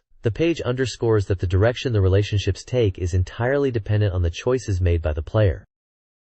This page continues the coverage of Code SAR, focusing on its gameplay systems and loop. The story progresses through various events, which are dependent on fulfilling certain conditions related to relationships with other characters, the time of day, specific locations, and the protagonist's reputation. Players explore the town using a map view, gathering information and interacting with characters, but this consumes time and fuel. The game simulates daily life, with character actions and location availability changing depending on the time, such as gas stations closing at night, or rival racers gathering on mountain passes. Players can engage in activities like part-time jobs and tuning their cars at designated locations like a tuning shop or a specific character's room. Racing on the mountain passes at night is a crucial part of the game for earning reputation and competing against rivals. Should the player become stuck, a fortune teller located in the House of Truth is available to provide guidance on the next steps. The page features an illustration of the character Miho, reinforcing the game's focus on character dynamics and narrative depth. This page delves further into the systems of CodeRAR, starting with how to raise your reputation, which is essential for progressing. Your name needs to be known among street racers, and the best way to do this is by winning races, especially with exciting driving. Some rivals won't even race you if your reputation is too low. Unlike daytime time attack battles, nighttime races, particularly on mountain passes, are tougher due to limited visibility, so practicing and racing on courses you know well is key. The page then explains how the story unfolds. Events and character episodes are triggered by meeting specific conditions related to time, date, location, character encounters, and your reputation level. It's noted that fulfilling all these conditions can be quite challenging. The advised gameplay loop involves exploring the town during the day, talking to people, and using activities like part-time jobs to manage time effectively, which smooths out story progression. At night, you'll challenge rivals in races. As you gain recognition as a racer, the game's many intertwined stories will begin to unravel. Screenshots show the Akina Pass wireframe map, highlighting its significant elevation changes. We also see the Akina Pass Drive-In Kamifusen, which serves as a start/finish point, and the campground entrance landmark. Gameplay shots depict races. Character scenes illustrate different types of events, including time/date specific ones, friendly rivals who offer advice, and interactions with characters like protagonist Tetsuya and other key figures such as Akira Terarada, Sayuri, and Miki. This page features Langrisser V, The End of Legend, the latest installment in the esteemed simulation RPG series. This title serves as the concluding chapter, promising to finally reveal the mysteries that have unfolded throughout the entire series, including the secrets surrounding the Holy Sword Langrisser and the Cursed Sword Alhazard, which were mentioned in an ancient text in Langrisser 2 but never fully deciphered until now. The page showcases impressive character artwork, highlighting two central female characters with distinct appearances and expressions, suggesting their importance to the narrative. There is also a smaller profile and illustration for the character Claret, described as a girl seeking the legendary mage Jessica, possessing a strong sense of justice, but also a willful side. A special report section indicates that the game is 75% complete. The article also features details on the staff involved in creating the game's opening animation, listing the producer, animation director, and original artists. It sounds like this final entry is set to wrap up the long-running saga with significant revelations, building on the series' lore. The next page dives into the opening anime for Langrisser V, The End of Legend, featuring a grand reveal of the animation. It presents intriguing snippets of lore, hinting at a prophecy of a looming darkness and the rise of a figure embodying ambition, drawing power from others, and wielding the ability to reshape the world, an existence beyond human understanding. This entity's power, world, and darkness are described as one, connected to the ancient sword, Alhazard, and the conflicts it sows. The page also introduces key characters from the opening animation.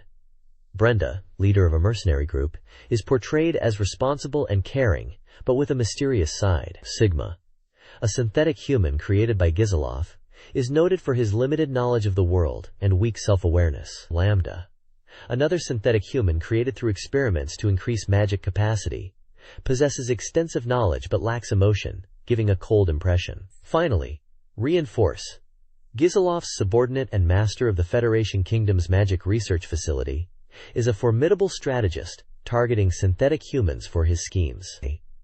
These profiles and the atmospheric screenshots provide a captivating glimpse into the epic narrative and characters that kick off the final chapter of the Langrisser saga.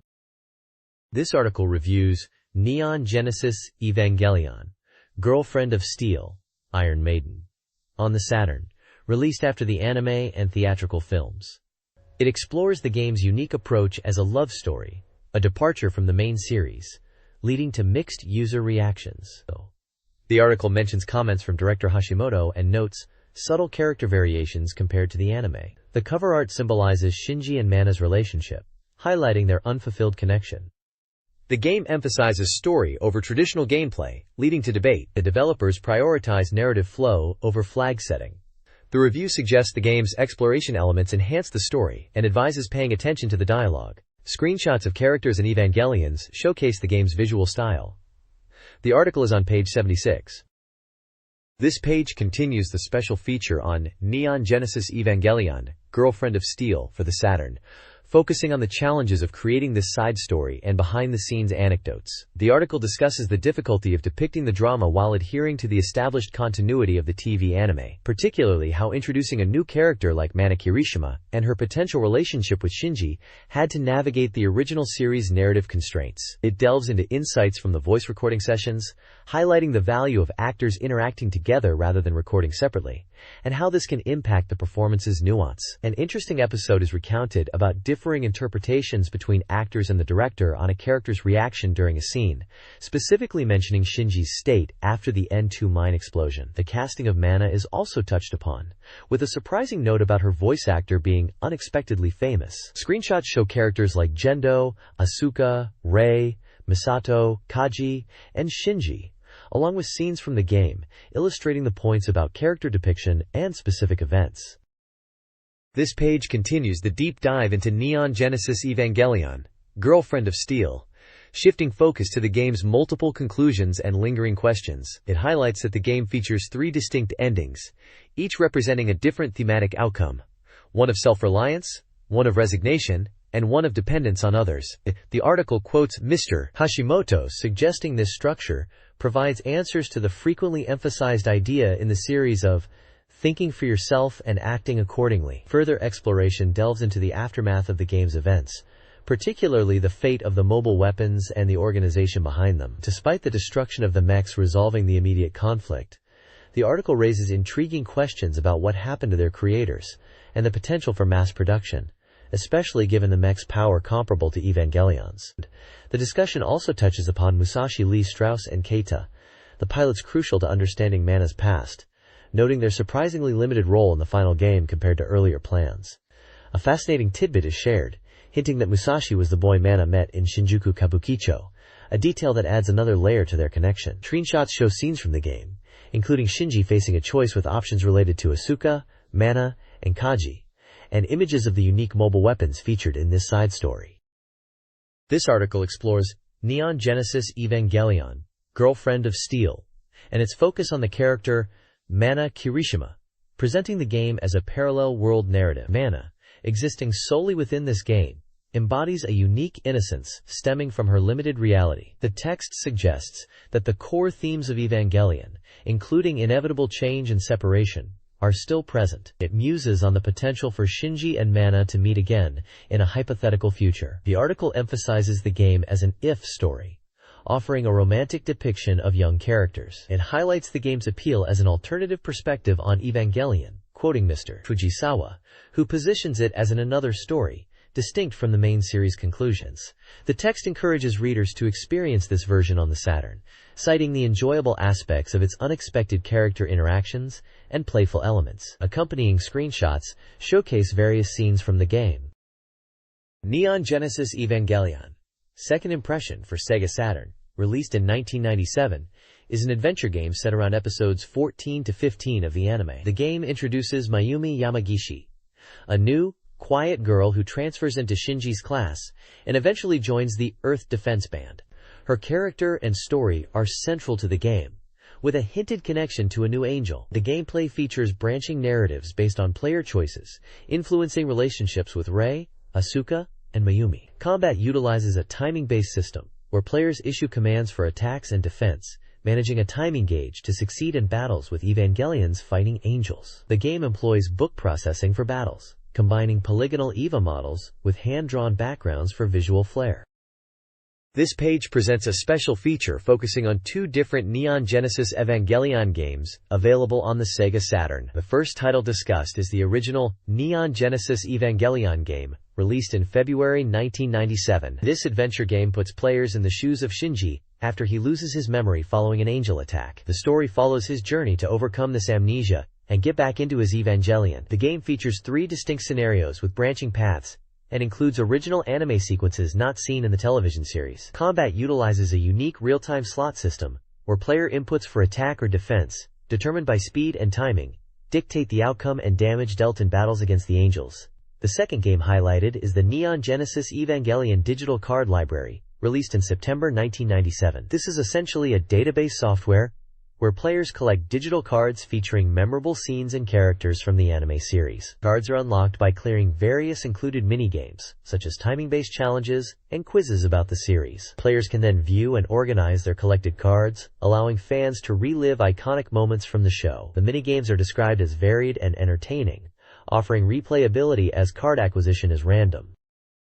This page features a striking full-page illustration by the renowned artist Yoshikazu Yasuhiko. The artwork depicts a powerful character, likely Girenzabi from the Mobile Suit Gundam series, rendered in a dynamic pose, shouting with one arm outstretched and the other clenched. He wears a detailed military uniform with distinctive gold and red embellishments. The dramatic atmosphere is heightened by the cloudy sky and distant landscape. Although the previous pages discussed Neon Genesis Evangelion games, this page appears to be a standalone art piece by a prominent figure in anime history, showcasing his distinctive style. This page is an advertisement for the SEGA Saturn game Mobile Suit Gundam, Giren's Greed, a strategic simulation title based on the popular anime series. The page features a large, striking image of the Principality of Zeon crest against a dramatic sky and mountains. Bold vertical text overlays the image, quoting Girenzabi's famous rallying cry, "Stand up, citizens!" The ad highlights that the game is a strategic simulation and is currently on sale for 6,800 yen before tax. A small inset box showcases key figures from Zeon, including Girenzabi himself. Furthermore, it promotes a first limited edition version which includes an original jacket illustration drawn by Yoshikazu Yasuhiko, a renowned artist associated with the series, and special liner notes, making it a collector's item for fans. This page is an advertisement for the official Grandia guidebooks published by SoftBank. It promotes 2 volumes, with a focus on the completion volume, which covers the latter half of the game, specifically Disc 2, including the mysterious location of Alent and all 3 special stages. This guide promises complete strategies using detailed maps and includes comprehensive data on all items and monsters. It's noted to be 160 pages and costs 950 yen. The page also mentions another guide covering the first half of the story, Disc 1, which includes character introductions, battle system explanations, and a Grandia glossary. This volume is 144 pages, also priced at 950 yen. The ad proudly announces that the guides have collectively sold over 200,000 copies. Visuals include screenshots from the game featuring characters like Justin and Fina, enemies, environments, and images of the guidebook covers. This page is the magazine's reader contribution section, titled Letter Park, encouraging readers to become the contribution king. The main feature, the weekly contribution edition, is filled with letters from readers sharing their experiences and thoughts. Readers write about adjusting to new phases of life, like starting school or work, reflecting on the challenges and the importance of learning from mistakes. They also discuss their gaming habits, mentioning titles like Chaos Seed and X-Men vs. Street Fighter, with one reader humorously mistaking Nash's Sonic Boom sound effect for Sonic Bone. Another letter talks about the satisfaction of clearing dating simulation games. There are also discussions about the value of game visuals versus developer effort, and personal anecdotes about life outside of gaming, like attending cherry blossom viewings. The page also includes a section called Cheers from Famous People, which features illustrations and short messages from various individuals. Although it's noted that these are all parodies or fakes, this adds a light-hearted, humorous touch to the page, showing off some fun artwork alongside the reader letters. This page features the magazine's reader contributions section, likely continuing the Letter Park theme from the previous page.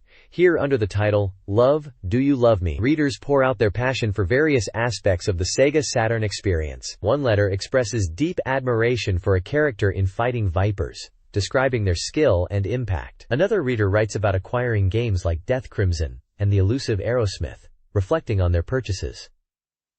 The page also includes several 4-panel manga strips. One strip appears to reference the game Eve, Lost One, while others seem to feature recurring characters or inside jokes from the magazine's pages. The overall tone is lighthearted and enthusiastic, capturing the fervent dedication of Sega Saturn fans to their favorite games, characters, and the magazine itself. There are also brief mentions of games like Machi, The Town, and humorous anecdotes related to gameplay or community interactions.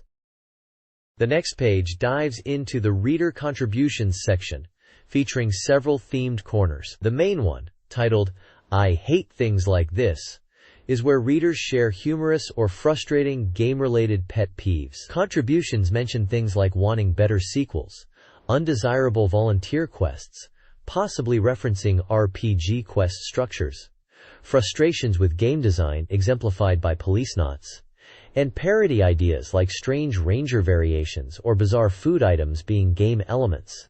Another section, Each Person's Super Robot Wars, showcases reader interpretations and jokes related to mecha anime and games, complete with reader-submitted manga strips comparing characters or mechs. The bottom corner, Tofkin's Boys Prohibited After-School Club Love, focuses on reader interests, including comments on games like Beatmania, 2ND Mix, and fighting games, alongside reader illustrations. The page concludes by listing the various reader-submitted content sections currently accepting submissions, encouraging fans to send in letters, illustrations, manga, and ideas for specific themed corners.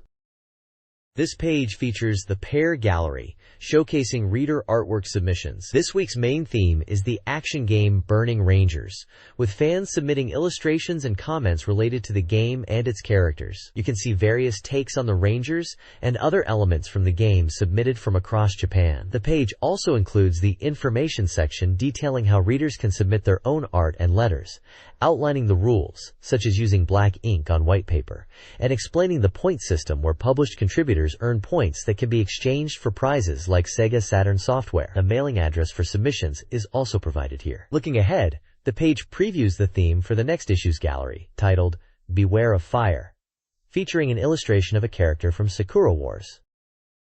SoftBank Publishing advertises a selection of game-related books. Leading the offerings are two 4-panel comic DX books. One adapting the Game Boy Classic Pokémon, featuring Red, Blue, and Charizard, priced at 728 yen for 136 pages. The other focusing on the PlayStation fighting game Battle Arena Toshinden, also 136 pages and 728 yen. Following this are Super Game Anthology comic series titles. These anthologies offer original comics and illustrations based on popular games like Super Real Mahjong PV Paradise, Battle Arena Toshinden, 2 volumes, Power Instinct 2, Little Bit of the Strongest Legend, and Darkstalkers, Vampire Hunter. These anthologies are created by multiple artists, ranging from 200 to 240 pages, and priced between 854 and 1068 yen. Ordering information for these books is provided at the end. This page kicks off the first Satamaga Cup tournament for J.League Pro Soccer Club, Wotsukuru 2. The event aims to find the strongest club created by readers, focusing here on the preliminary rounds for the 10th year division. Out of 351 hopeful entrants, 254 clubs made it through to compete after password issues and deadline misses. The tournament rules involve 254 clubs split into 32 blocks. Teams face off in home and away matches, with the winner decided by the aggregate score. Notably, away goals count double for tie-breaking. If scores are still tied, a playoff match determines who advances. The top 32 clubs will proceed to the final tournament. There are great prizes on offer for participants, including Sega software and commemorative t-shirts for top finishers. Plus, one lucky entrant will receive a replica club uniform. The lower part of the page shows the initial tournament brackets for the preliminary rounds, specifically groups 1 through 6, detailing the participating club names and the representative player who created them. It's awesome to see the community getting involved like this.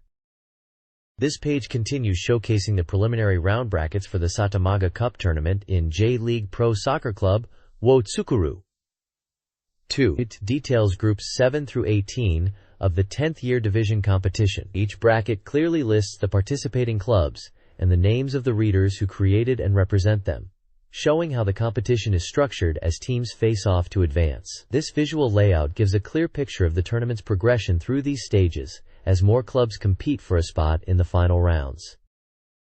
This page continues with the preliminary round brackets for the Satamaga Cup competition, featured in the popular soccer management simulation game. Here, you'll find the matchups for groups 19 through 30. Just like the previous sections, each bracket is clearly laid out, showing the group name at the top, followed by the tree structure, detailing the teams facing off in this stage of the tournament. Beneath each team name is the name of the reader who created and manages that club, highlighting the direct participation of the magazine's audience in this exciting event. This visual guide provides a clear snapshot of how the tournament is progressing through these later preliminary groups as more readers compete for a chance to advance.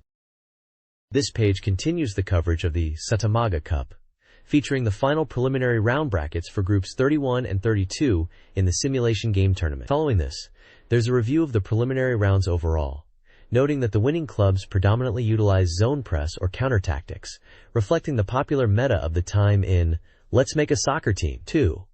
The main focus then shifts to the announcement of the 32-team main tournament bracket, featuring the clubs that advanced from the preliminaries. The bracket is laid out, listing each team and the tactic they primarily employ, such as 352 zone press or 451 counter. The anticipation builds, asking who will emerge victorious from the original 254 participating clubs, with the next issue promising the fierce battles of the finals. Elsewhere on the page, Let's Make a Soccer Team 2 producer Minoru Matsuura is featured, discussing the game at a Tokyo Game Show conference. While he didn't explicitly detail a third game, he gave intriguing answers regarding sequels and new ideas, leaving fans hopeful. Finally, there's a call for readers to submit postcards for various Let's Make a Soccer Team 2 segments, including Q&A, club diagnosis, and general feedback. The page also provides the official website address for those interested in more information about the game.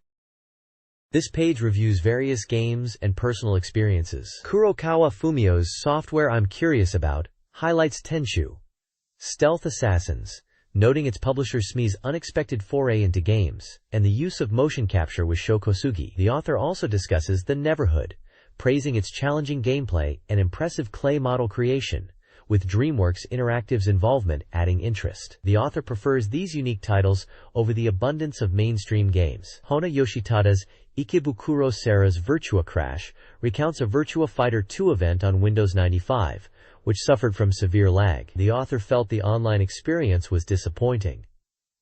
The author also mentions their website, which is open for people to look at. This week's Yukun offers a personal update on family life, mentioning quality time with Yukun and practicing English phrases. This page features the 18th installment of the comic strip series Alien Sanders, subtitled Santa Dies of Old Age, Santa Dies at Home. The comic follows a small character with a backpack, who is first seen with a knife and then a handgun. He spots someone running in a martial arts GI and, surprised, mistakes them for the legendary SEGA Saturn character, Sagata Senshiro, calling out his name. The running figure vehemently denies being Sagata, repeatedly yelling, "My name is different!"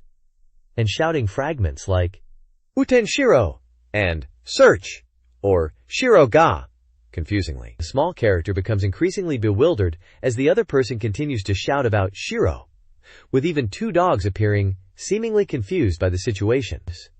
The strip is drawn by Tori Miyake, with author information listing his birthplace and several of his published works, including his latest collaboration.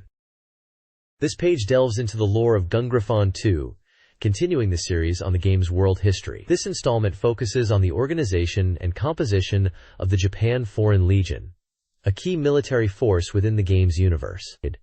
It follows up on previous discussions about the unit's founding in October 2010 and its command structure. The article breaks down the different types of units within the Legion, such as the Mechanized Infantry Division, detailing the components like tank battalions, various companies, and specialized platoons including anti-tank, anti-aircraft, and assault helicopter units. It notes that this organizational structure was devised during the planning stages and may slightly differ from the actual in-game unit.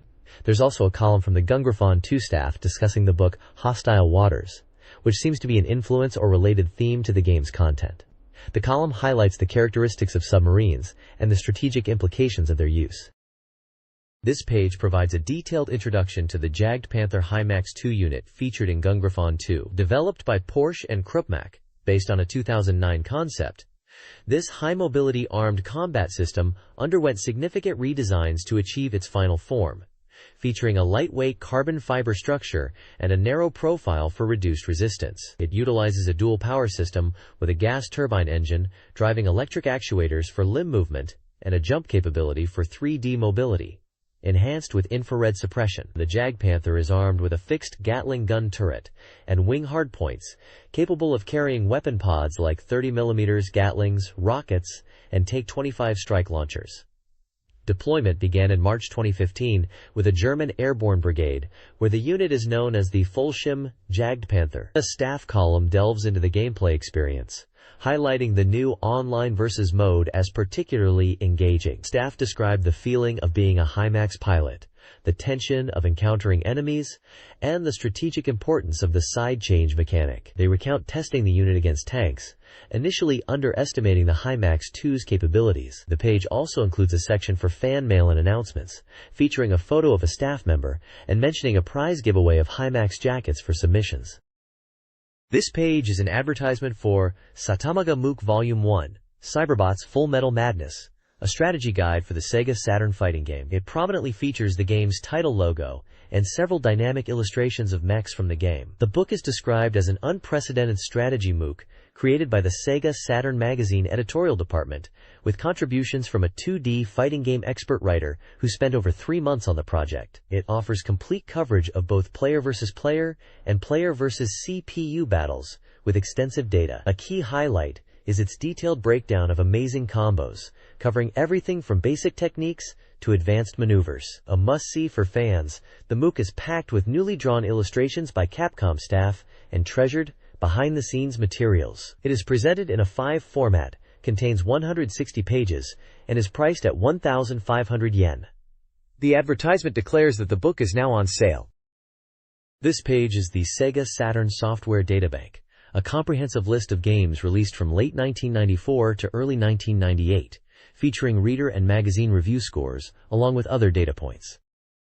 This page continues the extensive Sega Saturn Software Databank, presenting a comprehensive list of games released between October 1995 and March 1996. It details each title with information like genre, price, and those valuable reader and magazine review scores we gamers poured over back then. Scanning through the list, you'll find some absolute classics and interesting entries from this period. Highlights include titles like the popular puzzle game Puyo Puyo 2, and the intense fighting action of X-Men, Children of the Atom and Battle Arena to Shinden Remix. We also see the debut of the CG Portrait series for Virtua Fighter characters, and the arrival of fan favorites like Darius Gaiden and Gunbird. Later entries feature big names like Virtua Fighter 2, Sega Rally Championship, and the highly anticipated Shin Megami Tensei, Devil Summoner. It's interesting to note the inclusion of titles like Theme Park and Sim Tower, showing the Saturn wasn't just about action. There are even multiple listings for some volumes of the Virtua Fighter CG Portrait series, indicating perhaps re-releases or data inconsistencies within the list itself.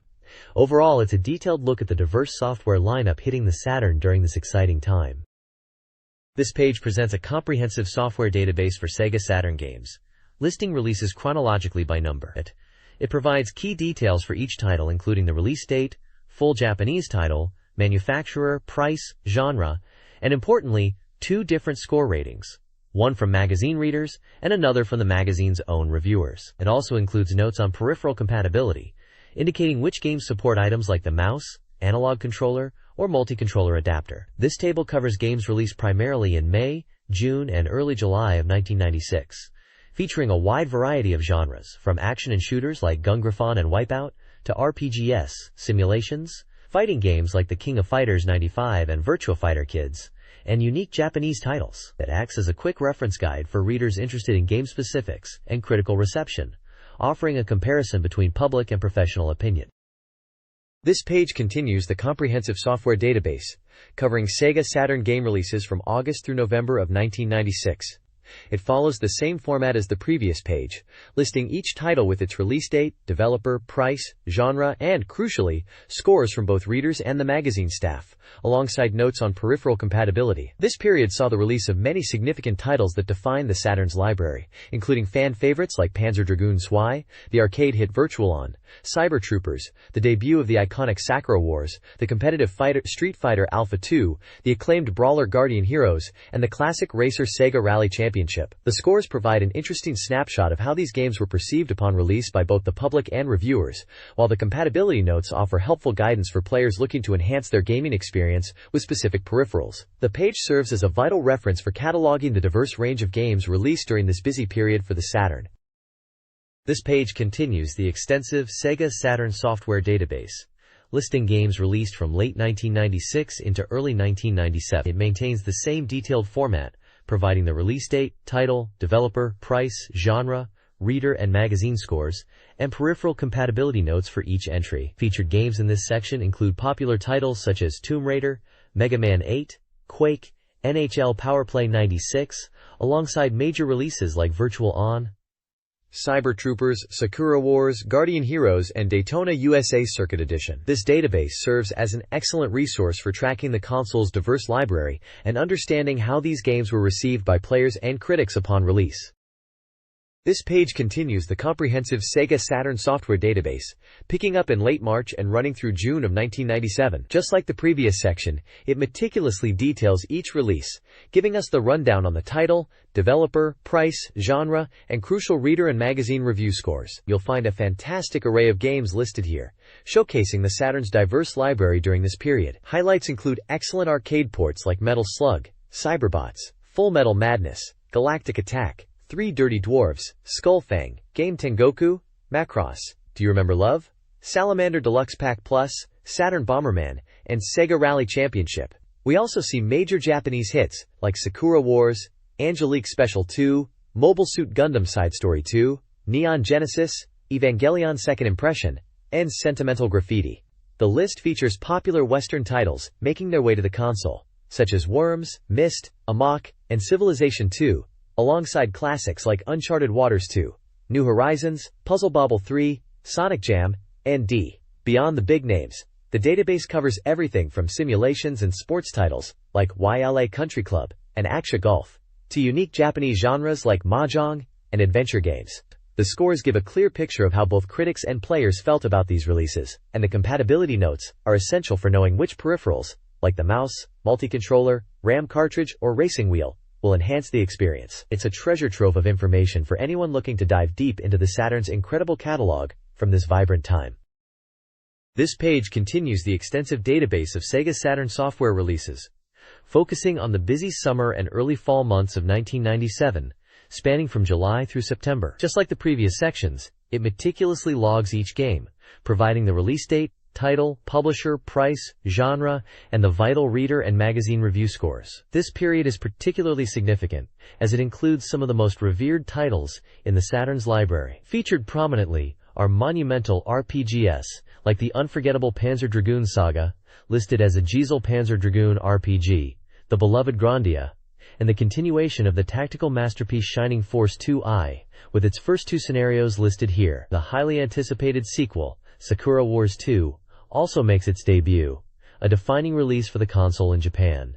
Beyond these major role-playing entries, the database showcases other notable releases, including the strategic gem Dragon Force 2 and popular arcade ports like Cyber Troopers Virtual On and Die Hard Arcade, listed as Dynamite Deca. You can also find fighting game collections like Street Fighter Collection and unique action titles such as Silhouette Mirage. The listed scores provide a fascinating glimpse into how these games were received by both critics and the Saturn community at the time, reflecting the diverse and high-quality output during this era.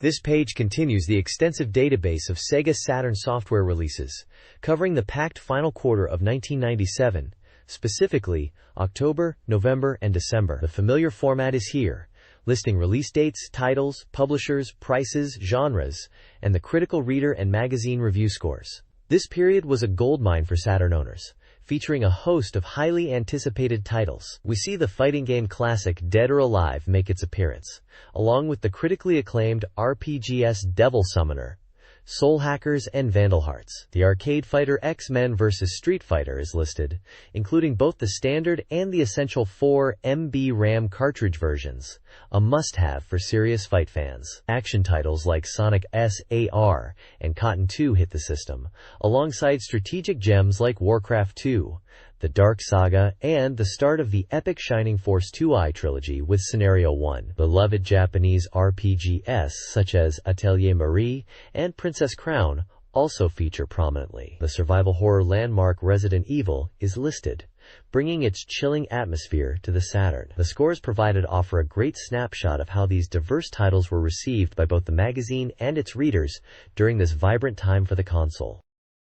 This page continues the extensive database of SEGA Saturn software releases, covering titles released from January through April of 1998. It maintains the standard format, listing the release date, game title, manufacturer, genre, and the reader and magazine review scores. This era saw the release of some truly significant games for the system. February was particularly notable, bringing us the highly anticipated RPG epic Panzer Dragoon Saga, listed here in both its standard and DX versions, a title revered by fans. That month also delivered the arcade light gun experience of the House of the Dead and the classic RPG Dungeon Master Nexus. As we moved into March, the thrilling action game Burning Rangers hit the shelves, known for its intense gameplay and technical prowess. April closed out this section with the strategic depth of Dragon Force 2 and the complex adventure of Riven, the sequel to Myst, offering a rich variety of experiences for Saturn owners. The listed scores provide insight into how these diverse titles were received during this later period of the console's lifecycle. This is a reader survey for a magazine, designed to gather information about subscribers and their gaming preferences. The postcard instructs readers on how to complete the survey, which covers demographics, game ownership, and magazine reading habits. Readers are asked about their SEGA Saturn ownership and software collection. The core of the survey involves referencing 3 tables. Table 1 lists articles from the current issue, requiring readers to select favorites. Table 2 lists gaming hardware. Table 3 provides a comprehensive list of SEGA Saturn software titles, from which readers choose games they plan to purchase. This software list highlights games popular at the time, offering insight into the SEGA Saturn's library. The survey aims to understand reader preferences and inform future content. This page features an advertisement or preview for the game, Ojo-sama Tokyu, which is a romance adventure game. The prominent title text reads, which translates to, "The bell rings. A destined encounter awaits." The image displays various anime-style characters, seemingly passengers on a train, capturing a lively and perhaps romantic atmosphere. The game is announced for both Sega Saturn and PlayStation, with a release date of July 9th, retailing for 6,800 yen, excluding tax. It highlights that this version features voice acting and full-screen visuals, spread across 2 grids. There's also mention of a radio show adaptation starting in April, titled, Below the Main Visual, there's information about a chance campaign running from April 10th to July 8th, offering a postcard campaign with prizes. The bottom section includes reservation forms for both Sega Saturn and PlayStation versions, and a stamp rally sheet, suggesting pre-order bonuses or participation incentives. The overall presentation focuses on the game's theme of travel and romantic encounters, using vibrant character art to draw attention.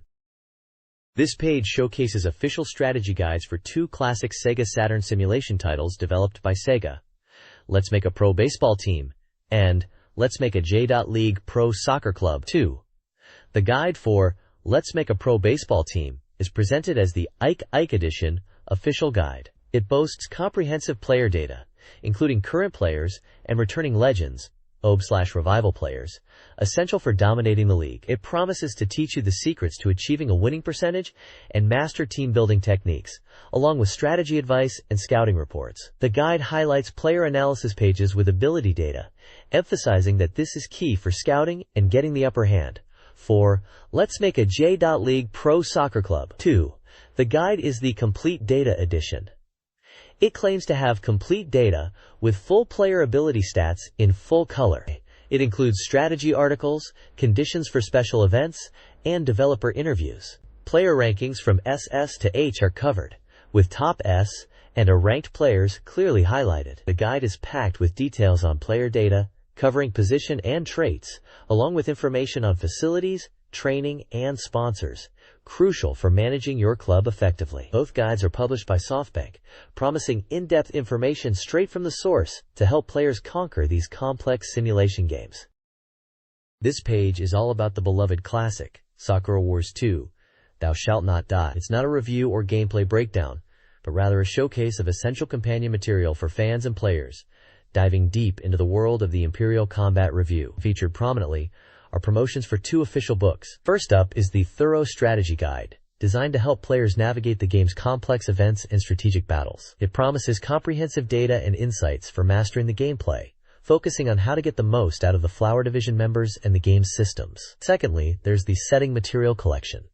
This book delves into the rich lore and characters of Sakura Wars 2. It's packed with character profiles, developer and voice actor interviews, original artwork, and even includes papercraft models of characters and mechs, giving fans a detailed look behind the scenes. Beyond the books, the page also highlights the official Sakura Wars fan club, the Taisho Roman Club. It details the exclusive benefits members receive, including special newsletters packed with information and goods, member-exclusive mail-order items, and even unique gifts upon joining. It's presented as the ultimate way for dedicated fans to connect with the series and enjoy extra content that isn't available elsewhere. This page is essentially the go-to source for fans looking to enhance their Sakura Wars 2 experience with in-depth guides and exclusive club content.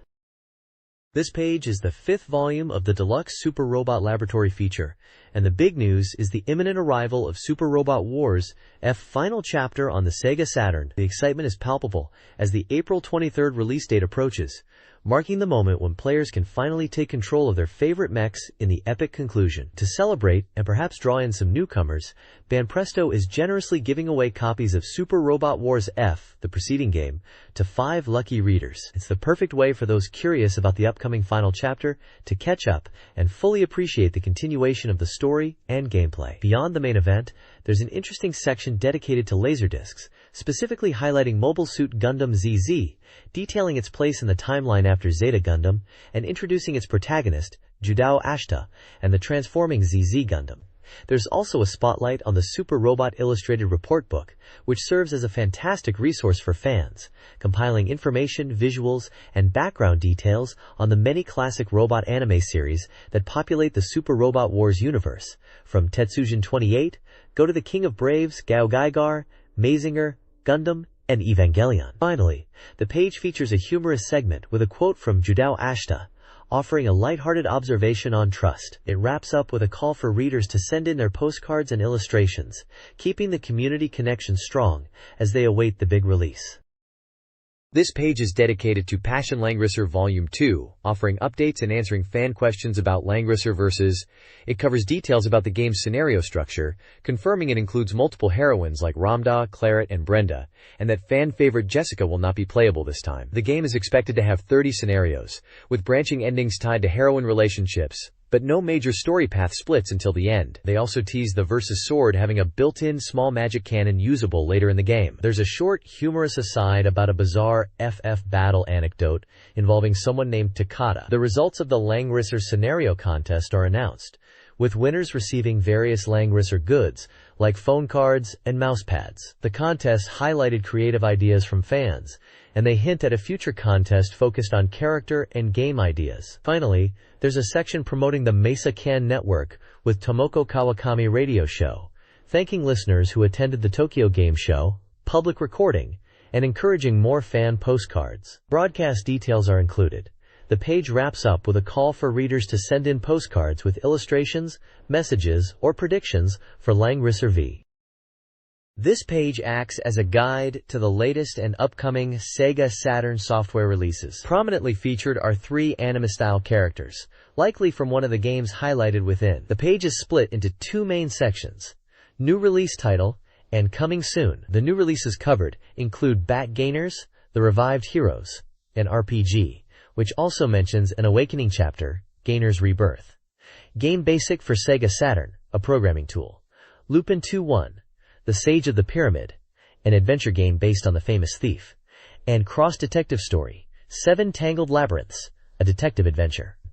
The Coming Soon section previews highly anticipated titles to help players plan their purchases. These include a unique soccer RPG where you manage the Japan national team, Heroes Ambition Galact Heroism, an RPG or simulation, Savaki, likely an action or fighting game, Bomberman Wars, a strategy spin-off, and Nobunaga's Ambition. Sengoku Gun Yuden, a historical strategy simulation. The page serves as a concise overview of diverse genres, hitting or coming soon to the Saturn. This page dives deeper into Backgainers, the Revived Heroes, a fascinating SF simulation RPG that was briefly mentioned on the previous page. The game is presented with highly cinematic, anime-like direction, featuring a grand story unfolding across 3 parts, with the first part structured into 9 distinct episodes. What truly sets this game apart is its presentation, boasting around 40 minutes of impressive anime movie footage and detailed text sequences that seamlessly drive the narrative. The story is so engaging, following protagonists Shin and Natsumi as their ordinary lives intersect with battles against monsters and mechs, that it feels more like an interactive anime series than a typical simulation. Gameplay is split between an adventure mode where you interact with characters and explore, and a robust simulation mode featuring grid-based tactical combat. These battles are enhanced with dynamic movie cutscenes for attacks, creating an immersive experience. The familiar controls make the simulation accessible, yet the strategic depth keeps it engaging. With its strong narrative, stunning visuals, and solid tactical gameplay, Backgainers is a title that simulation, mecha, and robot fans on the Saturn won't want to miss. This page introduces Game Basic for SEGA Saturn, a programming tool software aimed at letting beginners experience the fun and challenge of creating their own games. Rated at 85% complete, this software provides a simple, accessible programming language on the Saturn itself. While development can happen on the Saturn, it can also link with a PC via a dedicated cable for a more familiar environment. The software supports manipulating both sprites and polygons freely, allowing for dynamic effects like scaling and rotation. It also features texture mapping for polygons, letting you wrap images around 3D models for added detail. The inclusion of numerous sample programs is highlighted, covering various aspects like sound functionality. Using a SEGA Saturn keyboard is strongly recommended for ease of input.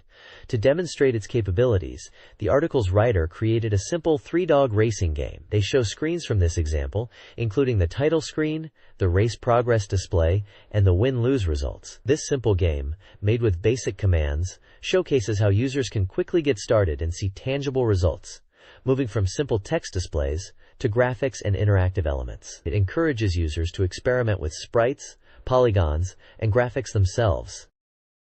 This page previews 2 upcoming SEGA Saturn titles.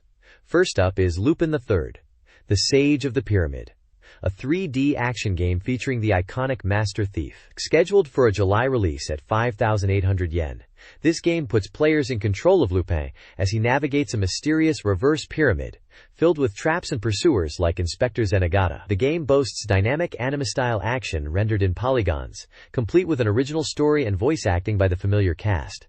Screenshots show the 3D gameplay environment, Lupin in action, and character portraits of Zenigata and Fujiko Mine. The preview states the game is 60% complete and aims to deliver classic Lupin capers in a new dimension. Also featured is Cross Tante Monogatari, Tangled 7 Labyrinths, an adventure game released on June 25 for 6,800 yen. Presented as a series of 7 episodes across 2 crydroms, this detective game features beautiful 32,000 color graphics and a custom-built system for fast data processing. While the characters may seem lighthearted, the story promises serious mystery content. The preview gives a glimpse into Episode 4, Record of the Azure, where a summer vacation to a resort turns into a murder investigation. Screenshots highlight the detailed character portraits and gameplay visuals, emphasizing the game's strong visual presentation and smooth performance. It's rated at 90% completion here.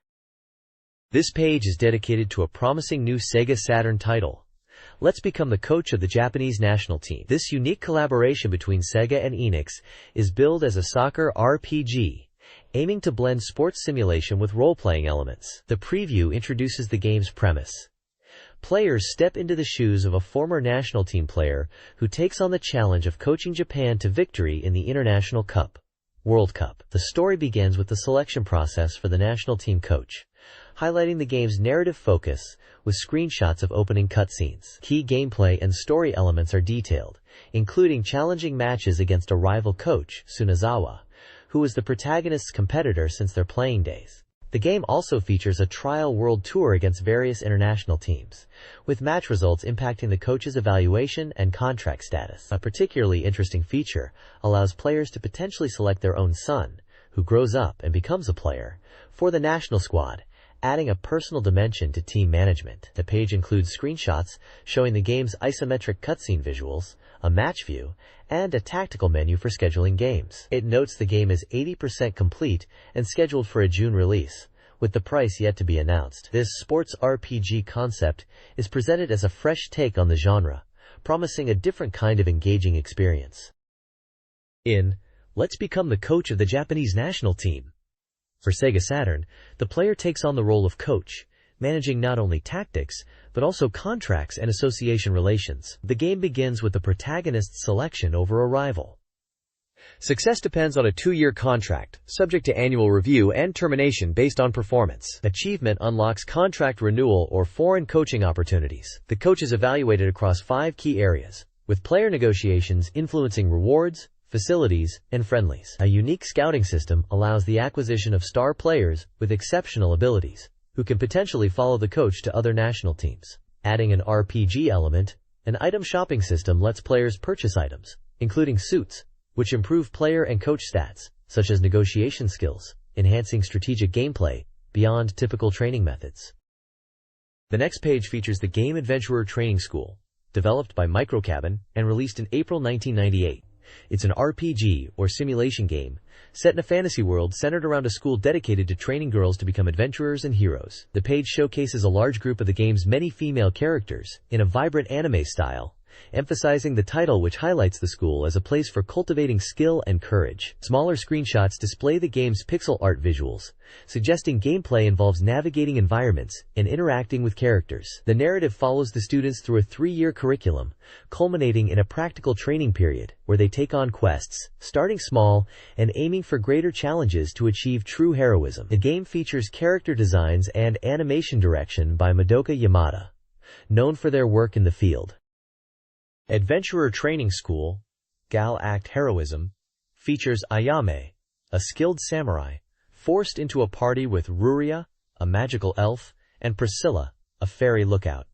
The game is set in the capital and 4 neighboring cities: Hometown, the base; Kelkase, nature-focused; Theologia, tech-based; and Arubita, snowy. Players explore these locations, accepting quests to progress. A key mechanic is the only half a year until graduation time limit. This forces strategic gameplay, requiring efficient quest completion and time management. Players must acquire transportation, like bicycles, to reduce travel time between cities. The game emphasizes resource management and strategic planning within a constrained time frame.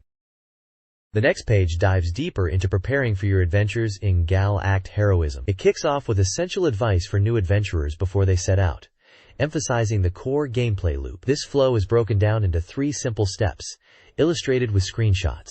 First, accepting requests, then completing them, and finally, receiving your reward. The page highlights various crucial preparations you can undertake within the towns.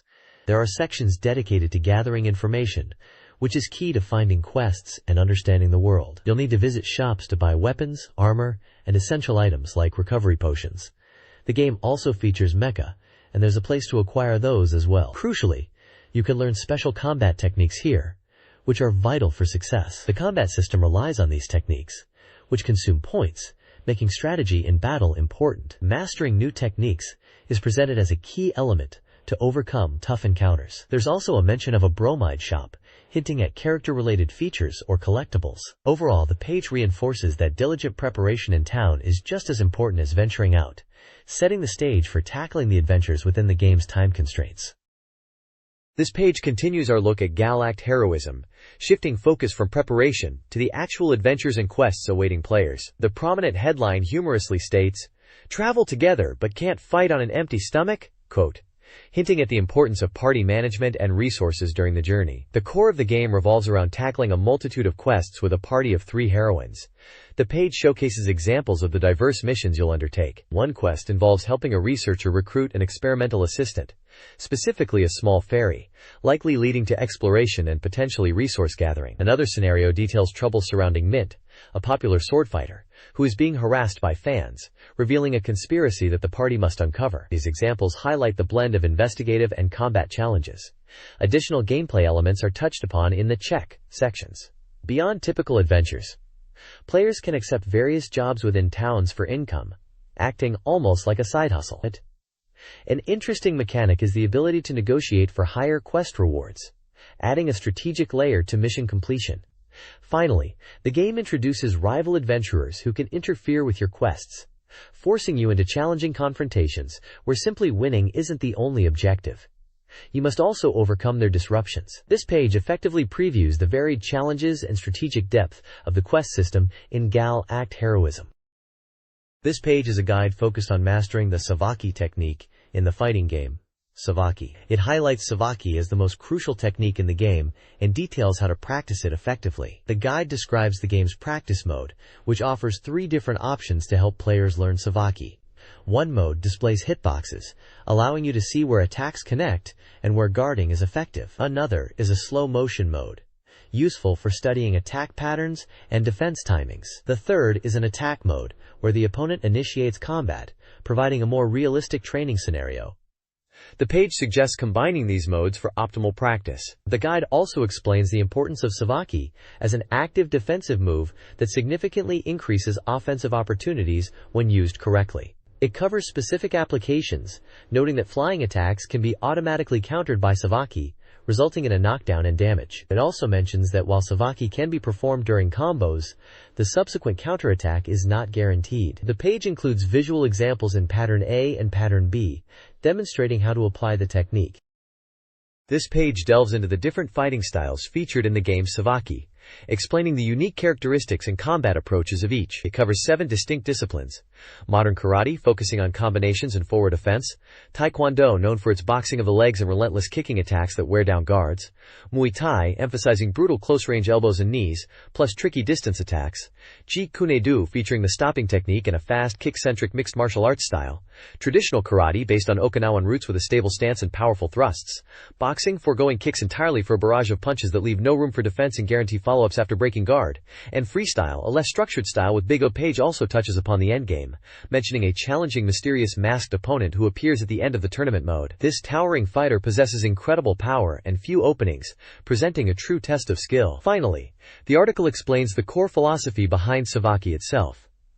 Unlike typical fighting games that focus on named characters, Savaki puts the fighting styles front and center. It's presented as a simulator that distills the essence of combat down to strike/defense mechanics, and the critical element of reading your opponent, suggesting this blend is why the game is titled Savaki. This page focuses on the turn-based strategy game Bomberman Wars. It announces the unveiling of new ally units and 4 boss characters that appear as you clear maps. The game, from Hudson Soft, was released on April 16 for 5,800 yen, and is rated for all ages. The core gameplay revolves around strategy and utilizing the unique abilities of different Bomberman characters in turn-based combat. A major highlight is the introduction of new units that join your ranks after completing specific stages. The page details 4 such units, each possessing a distinct special ability crucial for tackling difficult maps. The Bomber Archer, obtained from the Forest of Thieves, can accelerate bomb explosions. The Bomber Monk, found after clearing the Tower of Training, has the power to kick units, allowing tactical repositioning of allies or even pushing enemies towards bombs. The Bomber Giant, from Giant Street, can move adjacent bombs or other units to nearby tiles. Finally, the Bomber Fairy, unlocked after clearing Fairy's Spring, possesses flight, granting free movement over obstacles like water and lava, enabling strategic advantages in challenging environments. Mastering these varied abilities is key to success in Bomberman Wars. This page delves deeper into the challenges awaiting players in Bomberman Wars, focusing on the tough enemies and demanding stages that appear as you progress. As players push towards obtaining the elemental plane, they will encounter high-level stages that test their strategic skills. The page showcases 4 distinct and difficult environments: Gigaza Mountain, an obstacle-filled peak where getting close to enemies is tough; Purpuru Mountain, featuring ice walls that must be destroyed to advance; Karakara Desert, a shimmering wasteland where bomb-induced rock destruction is key; and Journeysport, a stage requiring aerial units to navigate platforms and ships over water. Beyond the stages, the focus shifts to the primary antagonists, the 4 Dark Force Bombers. These powerful boss characters stand in the player's way. Earth Bomber is a mobile beast known for consecutive bomb placement. Aqua Bomber is a strong warrior whose special ability can make nearby bombs vanish. Cyclone Bomber is a flying witch unit, unique among the Dark Force, who can blow away obstacles. Finally, Fire Bomber, a swordsman unit, possesses an ability that causes bombs to explode immediately upon placement, with a long range. Defeating these bosses requires understanding their unique powers and adapting your strategy. This page dives into the world of strategic simulation with the SEGA Saturn release of Nobunaga's Ambition, Sengoku Gun-Yuden. This historical masterpiece, a return of a highly acclaimed title that originally appeared on PC and Famicom years prior, brings its deep strategic gameplay to the Saturn. Published by Koei, the game challenges players to navigate the turbulent Sengoku period of Japanese history. Key gameplay elements featured here include training your samurai officers using the education command to improve their abilities, managing officer loyalty to prevent devastating rebellions, and understanding the economic cycles, specifically tax collection, which occurs twice a year in March and August, and the dynamic rice market, where smart trading can significantly boost your domain's wealth. Screenshots display the game's interface, showing character portraits with detailed stats covering various attributes like leadership, intelligence, politics, and military skill, alongside a map of Japan and various menu options for executing commands. The page also notes the game features over 400 historical figures, many known for their distinctive appearances, adding to the immersion. This is a must-play for fans of the historical simulation genre, looking for complex strategic management. This page delves further into the strategic world of Nobunaga's Ambition, Sengoku Gun-Yuden, providing a detailed guide to the 38 countries featured in the games. It showcases a map illustrating the various provinces and presents tables detailing the starting conditions for each territory under two distinct scenarios: rival warlords and Nobunaga's Ambition. The tables provide crucial data points for each country, including resources like gold and rice production, kokudaka, civil elements such as popular loyalty, infrastructure, flood control, and culture, military strength indicated by troop type and count, and the number of available officers. It also clearly lists the ruling daimyo for each province at the beginning of these scenarios. Understanding these starting stats for population, commerce, and castle defense is vital for planning your initial moves and navigating the complex political landscape of the Sengoku period. The guide highlights that countries with larger populations offer strategic advantages, particularly in raising troops. This page features an announcement for the official guidebook for the high-octane SEGA Saturn title, Burning Rangers. The vibrant artwork showcases the main characters of the elite firefighting and rescue team: Shao Amabane, Tillis, Chris Parton, and Big Landman. The guide is described as a comprehensive strategy guide published by SoftBank Corporation, offering an in-depth look at the game developed by Sonic Team. Key contents highlighted include clear explanations of basic controls and the game system, detailed maps and walkthroughs for the intricate stages, and a thorough breakdown of the unique Generate system. It also promises valuable information, such as character profiles and setting materials from the Sonic Team developers themselves, along with reader presence. The tagline proudly states, "With this one book, you can save all the people who need rescuing." The guide is a 5-size, 104 pages, priced at 1,000 yen, and is listed as currently on sale. It's a must-have for any fan looking to master the game's challenging rescue missions. This page introduces a comprehensive strategy guide section focusing on several recently released SEGA Saturn titles. Prominently featured on the left are 3 distinct anime-style girls with different hair colors and outfits, set against a checkered background. The large text on the right declares, "Complete Strategy Guide, SEGAturn Soft Complete Guide." This guide promises to be packed with data, highlighting important points and offering thorough walkthroughs for the featured games. The girls depicted appear to be characters likely from the visual novel Welcome to Pia Carrot. Given the art style and the copyright information, the section covers a variety of SEGA Saturn games, including tactical RPG Dragon Force 2, Dungeon Crawler Puyo Puyo Dungeon, the RPG Dungeon Master Nexus, the compilation SEGA Ages, Phantasy Star Collection, the popular fighting game, The King of Fighters 97, the visual novel Welcome to Pia Carrot, the baseball management simulation, Let's Make a Pro Baseball Team, and the action title Courier Crisis. This guide provides essential information to help players master these diverse games.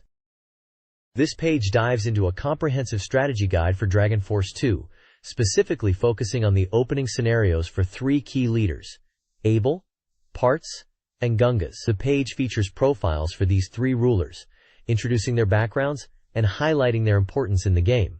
It includes character art for each. Below, a large section is dedicated to Abel's scenario as the leader of the Highland Kingdom. It describes his personal story, emphasizing his relationship with his 3 older sisters. The guide details the initial setup of his army, noting that clearing the opening events will bring his subordinate officers total to 6, including powerful members like Dora and Libby, who can recruit horsemen. The strategy emphasizes using these 2 as the core of Abel's army and focusing on aggressive tactics. The guide also touches upon navigating the world map, fighting different enemy types, and the importance of units like horsemen against magic users. A dedicated section provides strategy tips for fighting specific enemy leaders like Grace of the Demon Tribe, suggesting tactics like sacrificing certain units, Carl or Hilda, to absorb her magic attacks and then healing them. Screenshots show gameplay, including battles and event scenes featuring characters like Abel and Shilin. A section displays character stats for Abel and his starting units, offering insights into their initial capabilities. The overall tone is helpful and detailed, providing players with crucial information to succeed in the early stages of these scenarios. This page continues the Dragon Force 2 strategy guide, offering practical battle tactics. It details how to lure out enemies from fortified castles by taking adjacent territory and leaving minimal forces behind, prompting the enemy to counterattack. It also explains the diverse effects of magic, highlighting powerful attack spells like Volcano Explosion, but warning about their potential to harm friendly units if used incorrectly. The charge command is described as a last resort, useful for a final push but requiring careful timing. A fascinating point discussed is the unique pre-battle conversations that occur between specific officers, often referencing past conflicts like the Tobruk campaign or Northern War. This adds depth, suggesting many officers have a shared mercenary past. The guide then focuses on the Bozak Kingdom scenario and its leader, Gungas, depicted with his character art. Gungas is described as a skilled warrior and a popular ruler, but his army's main weakness is its heavy reliance on high beast units,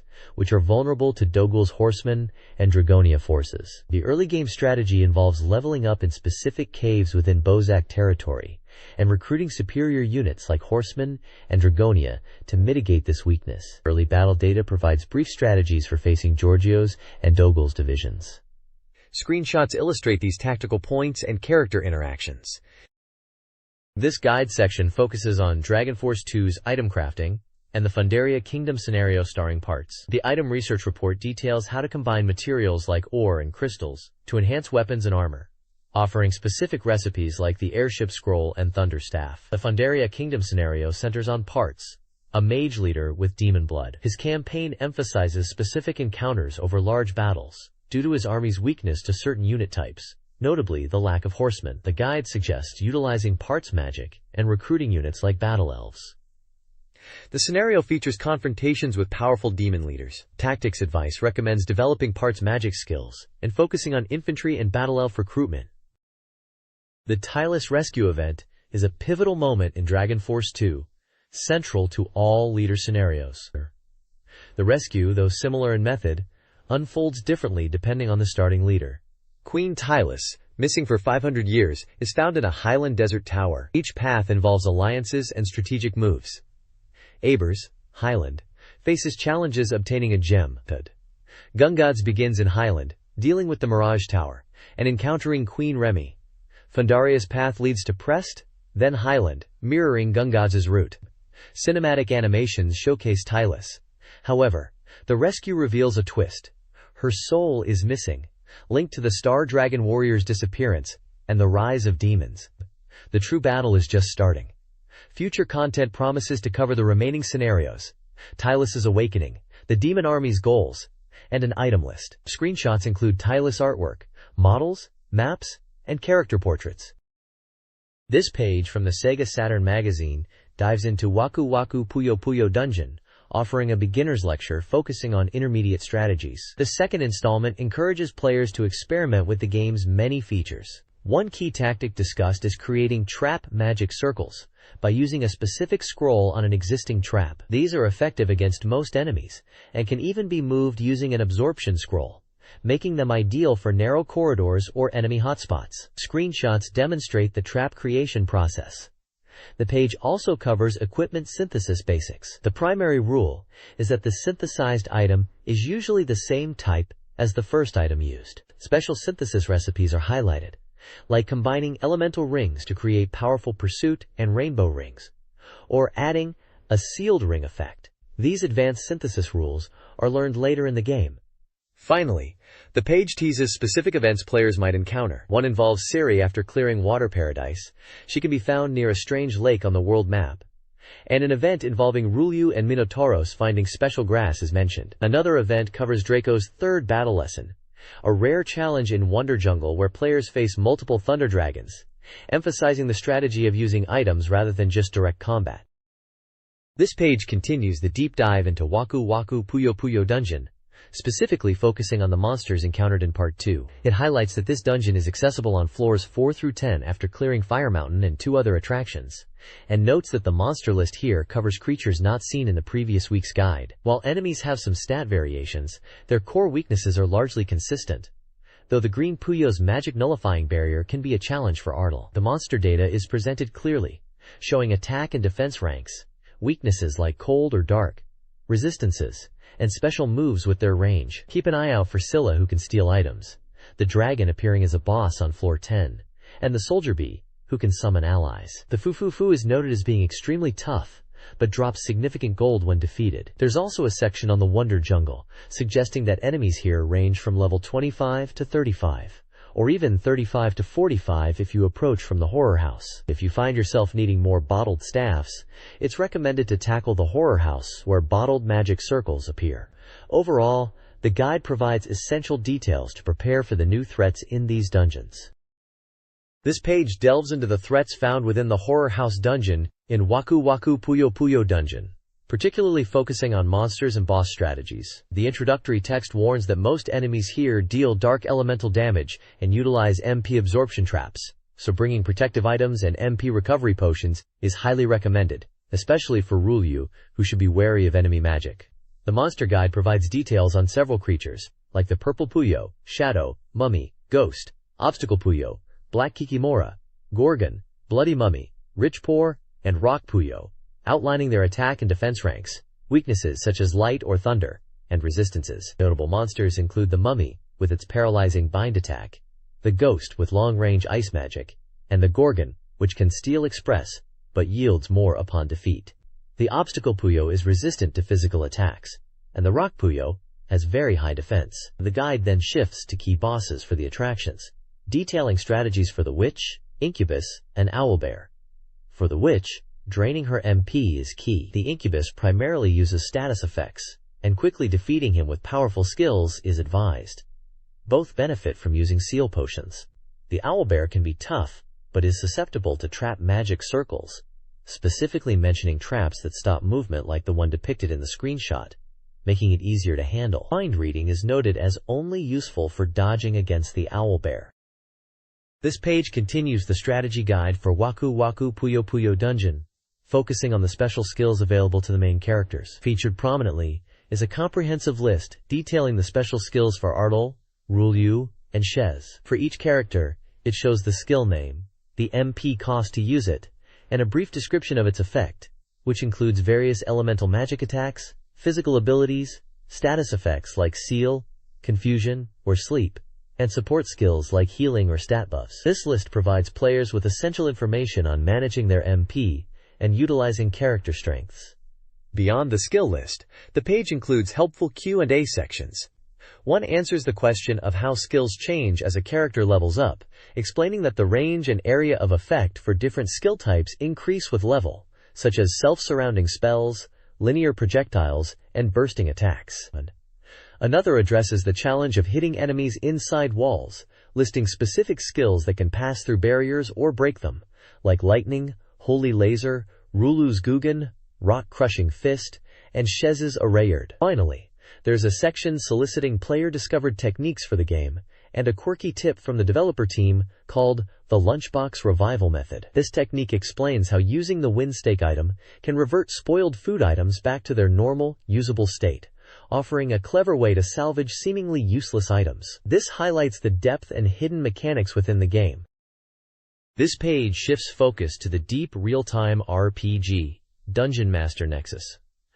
The main feature is a comprehensive strategy section, primarily highlighting the wizard-type spells. It includes a table detailing the spell names, the required runes, directional inputs, and mana costs for each of the 10 available spells, ranging from attack spells like Fireball and Poison Cloud, to utility spells like Light and Invisibility, and defensive spells like Petrify. The guide also offers tips on mastering the game's controls, noting the differences in button functions across various modes, and the benefit of using the Marathon controller. Another significant part of the page is an intriguing piece about the game's creator, Wayne Holder of FTL, and his connection with Japanese users. It discusses how the completely 3D polygonal rendition of the classic Dungeon Master series, known as Nexus in Japan, was well received. The article highlights hot mail arriving from Japanese users to the creator in America, some offering new game ideas. Holder recounts the game's development history, mentioning previous FTL successes like Sundog and the collaborative process involving user feedback and rapid prototyping, emphasizing the importance of user input in refining the game. It also touches upon the transition of creating Nexus as a unique new title for Victor Soft rather than a simple port, a process he found very rewarding. Screenshots show the game's first-person perspective 3D dungeon exploration and combat. This page continues the strategy guide for Dungeon Master Nexus, shifting focus to the priest class spells. A large table details the various abilities, which primarily revolve around healing, creating status-boosting potions like Strength, Wisdom, Vitality, and Dexterity, and casting protective shields or utility effects like Darkness and Poison Bomb. The table lists the required rune combinations, directional inputs for casting, and the mana cost range for each spell. Another section explains how mana costs are calculated based on the power level and the specific elemental, form, and class/alignment symbols used when casting any spell. The page also features a substantial article by Wayne Holder of FTL, the creator of the Dungeon Master series. He reflects on the development of Nexus, highlighting the valuable input received, including ideas from Japanese users. He uses the analogy of the stone soup fable to illustrate how combining various contributions resulted in a rich game experience. Holder expresses his appreciation for the dedication of Japanese fans and discusses his future interests, particularly in exploring shared online fantasy worlds and building upon concepts from Nexus in potential future projects. A brief history of Wayne Holder and FTL is also included, outlining his journey from early computing projects to creating the influential Dungeon Master series across multiple platforms. This page is a strategy guide for Level 4 of Dungeon Master Nexus. It highlights a significant increase in difficulty compared to previous levels, stressing the importance of high combatability. The narrative section recounts the party's descent, touching on resource issues and encounters with monsters like the Giant Worm and Zai Sha, alongside character conflicts and dissections. The page offers essential tips for leveling up the hero's special abilities. For priests and mages, chanting spells is key, with emphasis on gradually increasing power. Warriors gain experience through direct combat using weapons. Heavier weapons are more effective, but stamina management is crucial, and practicing in safe areas is also suggested. Ninjas level up by using projectile weapons like bows and slings, which requires ammunition, and also by utilizing the grab action. A critical strategy for overcoming food shortages is revealed, identifying specific locations on the floor where monsters that provide food, like the Screamer mentioned for this level, will respawn indefinitely. These spots are not only vital for sustenance, but also serve as safe areas to practice skills and level up. The page includes a detailed map of Level 4, showing the layout and connections to Level 3 and Level 5, and also introduces the main party members, Ceylon, Daru, Tika, and Gozumo. This page provides a strategy guide for Level 5 of Dungeon Master Nexus, which is titled Menashiki in the Japanese release. A significant feature of this level is an early branching path, offering players a choice between the knowledge route and the strength route. Only one can be taken. The knowledge path leans towards providing defensive gear and features a giant scorpion, while the strength path yields weapon items but carries the risk of weapons being destroyed by a large spider's acid.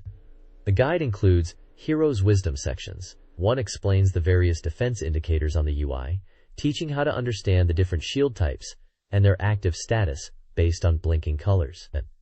Another highlights the importance of equipment like the Moonstone Pendant in boosting character abilities and stats, as skill leveling doesn't directly increase all attributes. The accompanying narrative continues the party's journey, with the protagonist contemplating the necessity of learning magic despite his lack of aptitude, following a difficult encounter. Tika provides him with a moonstone, to help with his magical training. The page features screenshots of a large monster encounter, the party's status display, the visual representation of the route choice, and a comprehensive map of level 5, showing its connections to the previous and next levels. This guide covers the early stages of Phantasy Star, Sega Ages version, on Palma, focusing on the first half of the game. It details the journey from Caminette, explaining how to acquire crucial items like the Road Pass and Laconian Pot. The guide emphasizes recruiting the first 3 companions: Mayao, obtained by trading the Laconian Pot; Talon, rescued from Medusa with Alcalin; and Lutz, recruited after delivering a letter from the governor. The guide provides a step-by-step walkthrough for navigating towns and caves, including how to find the compass. It offers helpful gameplay tips, like the unique yes/no prompt system, and a recommendation to obtain the Silver Tusk weapon for Mayaun in the IARA cave. Screenshots are included to aid players. This page dives into the latter half of your journey on Palma in Phantasy Star, focusing on the critical steps required to obtain the spaceship and leave the planet. A clear flowchart outlines the path, guiding you through the Gassic underground passage to Gassic Village, a detour to Triada Prison, and subsequent visits to various villages like Baltedo, Lore, and Abion. The core objective involves finding Drive Luveno, who can build the ship, but first demands persuasion and key components. The guide details the quest for these components: the Laconian Pot and Polymetal. You'll track down a robot mentioned in Triada, leading you to a Vabion village and its animal lab. Here, you confront and defeat the Mad Doctor to retrieve the Laconian Pot. The Polymetal is found elsewhere after this event. Once both items are secured and given to Dr. Luveno, along with a payment of 1,200 meseta, the spaceship is completed, marked as the final step in this section of the game. Screenshots illustrate key moments like the path to the lab, the Mad Doctor encounter, and the conversation with Dr. Luveno. A helpful tip suggests healing at the hospital, using magic to conserve funds. Item lists cover gear and important plot items found throughout both halves of Palma, including weapons, armor, and necessary items like Alcalin, Perolimate, the Laconian Pot, Polymetal, and ultimately, the spaceship itself. This page continues the Phantasy Star Guide, picking up on the desert planet Motavia. A flowchart outlines the journey from Uzo Village through various locations like Casbah Village, the Antlion's Cave, Baltedo, Lore Village, and ultimately towards Medusa's Tower and Abayon Tower. The guide emphasizes acquiring essential vehicles like the Landmaster from Casbah Village and the Floor Mover, crucial for navigating the terrain. Exploring the Antlion's Cave is highlighted as a source of funds, and a confrontation with the creature yields the Carbuncle Eye. Moving on, the guide details obtaining the gas mask in Lore Village, which negates damage from poison gas, making subsequent areas like the Antlion's Cave and the path to Atrobion Tower much safer. A significant section focuses on preparing to defeat Medusa. This involves locating Perseus's shield hidden on a small island, and visiting the Guru Tajim in Lutsu. The Guru requires you to pass a test, battling Lutsu himself, before bestowing the Fragmantle. Screenshots show the town on the sea, the cave where the shield is found, and the battle against Lutsu. Helpful tips include using items like the Telepathy Ball or Seitako Wand to potentially avoid fights with intelligent enemies. The item list details important gear found on Motavia, including the aforementioned vehicles, gas mask, Perseus's shield, and Fragmantle, along with weapons and armor like Laconian items and the laser gun. This guide focuses on the Dazorus chapter of Phantasy Star. It details the journey through key locations: Scure Village, Dazorus Village, the North Cave, Corona Tower, Altiplano Plateau, Guaron's Corpse Disposal Site, Dazorus Cave, Bayamare Hill, Bayamare Tower, the Air Castle, and Paseo. Key item acquisition is crucial: the Aero Prism for navigation, the Eclipse Torch for visibility in dark areas, and the Lamerma Berry to activate the Laconian Pot. The Laconian armor is found in Guaron's. Bayamare Hill functions as a prison. Avoid being trapped by robot cops. In Bayamare Tower, find Demoya for the Miracle Key and Demoya Crystal, critical for defeating Lassic. The final dungeon, accessed after the governor's absence in Paseo, features pitfalls. A hidden door leads to Dark False, the final boss. The Floor Mover can traverse lava. Thorough preparation is emphasized before the final confrontation. This page dives into advanced strategy for the King of Fighters 97 on Sega Saturn, requiring the expansion RAM cartridge. It focuses on supplementary techniques for the hidden characters, and explains patterns to bait specific opponent actions. The main section, Skill-Inducing Patterns, details specific character matchups and how to provoke opponents into moves that leave them vulnerable. For example, it describes how to handle Shingo Yabuki and Shermie by baiting their forward rolls into throws, or how Blue Mary can use M-Spider and Straight Slicer effectively. It gives tips for Benimaru Nikaido against various opponents, using weak attack projectiles. Ryuji Yamazaki's strategies involve baiting his spinfall, while Benimaru Nikaido's section also mentions using a weak attack string to bait counterattacks. The guide covers strategies against Terry Bogard using weak crack shoot, Ryo Sakazaki using his Swallow Swarm special, and Choi Bounged by guarding his flying guillotine. It also provides specific tactics for dealing with Iori Yagami's weak Dark Crescent Moon attack. There's a small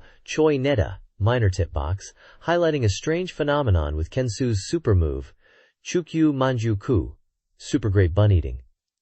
Apparently, using it right before an opponent's projectile hits makes the projectile unguardable. The page is illustrated with screenshots showing various character matchups and actions being described in the text, featuring characters like Shingo, Shermie, Blue Mary, Yamazaki, Benimaru, Terry, Ryo, Iori, and Choi. The focus is clearly on exploiting character-specific tendencies in combat.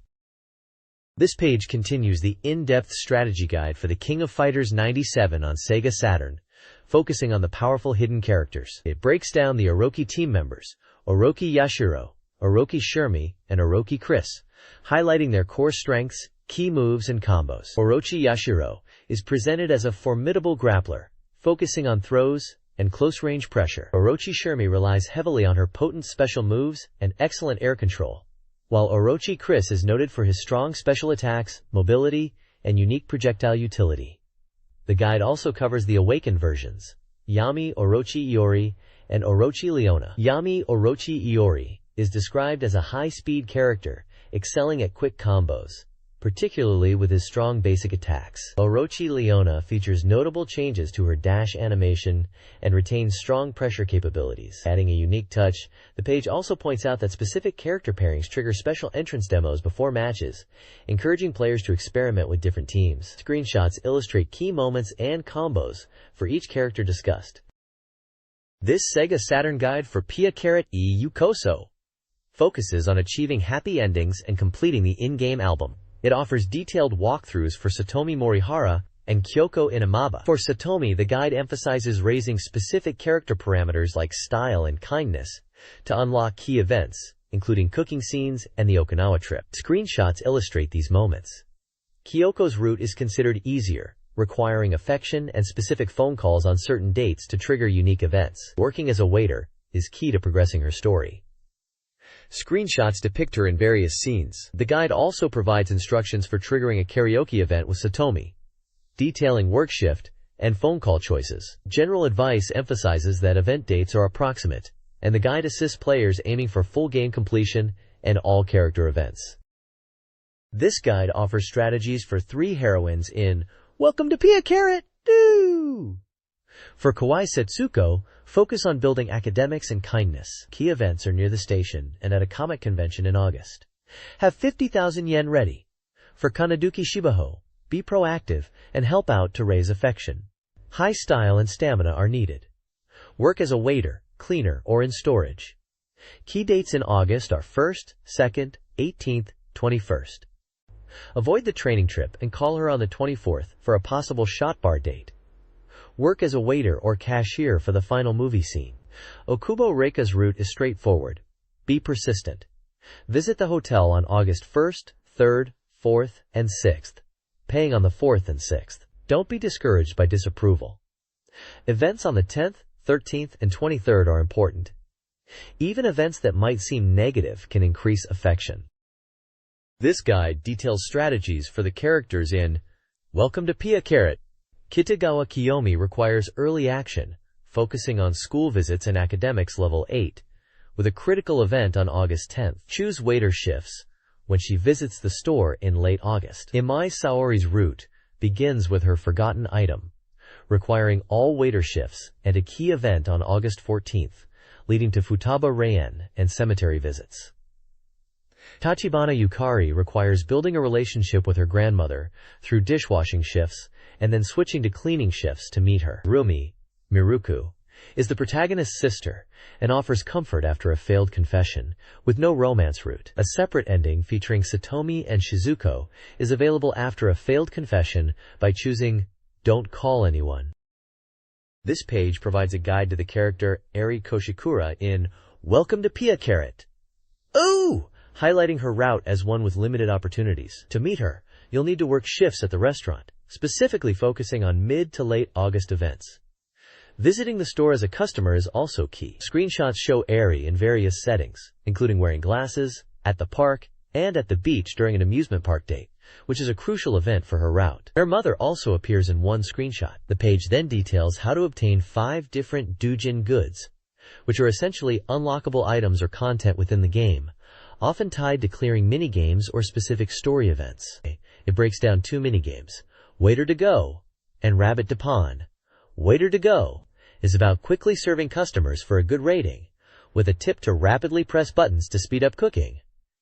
Rabbit to Pawn is a catching game where you grab falling vegetables to earn points, unlocking CGS at certain score thresholds. There's a strategy to get high scores by catching the same vegetable repeatedly. Finally, it reveals hidden techniques for Rabbit to Pawn, including triggering a carrot fever mode by catching cucumbers, and an invincible mode, available in the final 15 seconds by jumping in the screen corners. These tricks are essential for maximizing your score and unlocking all content related to the minigame.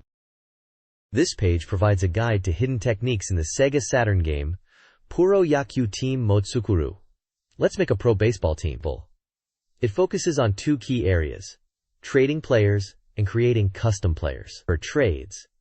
The guide reveals a secret method to show the success chance as a numerical value, instead of just the coach's vague comments. By highlighting Quit or Apply and pressing certain buttons simultaneously, a number appears in the wealth display area, indicating the combined ability value of the players involved. This value increases as players grow, offering a more precise way to gauge trade potential. The guide emphasizes that while a high number is good, the calculation for multiple players isn't simply additive.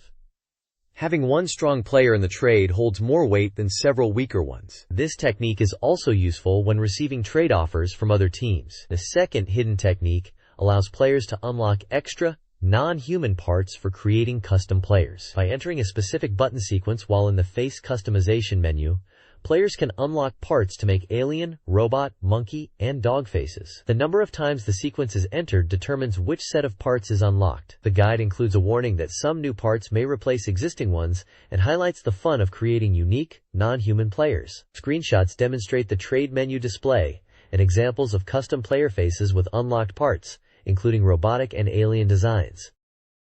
This page provides a comprehensive look at the domestic scouts in the baseball management simulation, Let's Make a Pro Baseball Team, titled, Scout Data Great Reveal.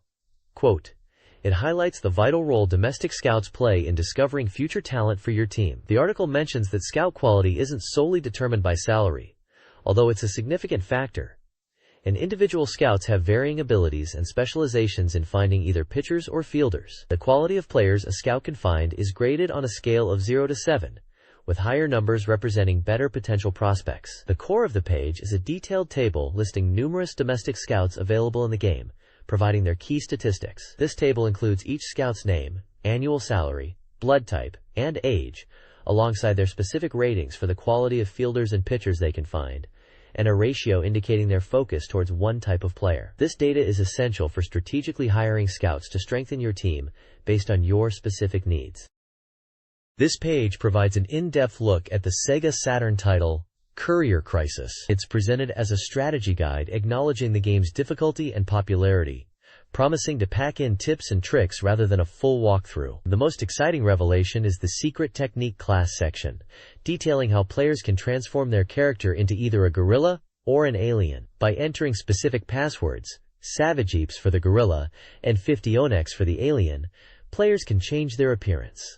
While these transformations don't drastically alter core gameplay, the gorilla gets a noticeable jump and trick bonus, while the alien has peculiar visual effects. It's recommended these transformations are used for fun in free mode, as they might make later levels challenging. The page also offers basic playstyle tips, emphasizing sharp turns, utilizing jump pads, and the importance of bike upgrades, noting that purchased bikes are assets. Furthermore, it highlights that the game has an official English website at couriercrisis.com, which contains additional secrets, tips, and information. Finally, a small note mentions the rocket bike is key for mastering tricks and is essential for clearing the level 14 downtown area.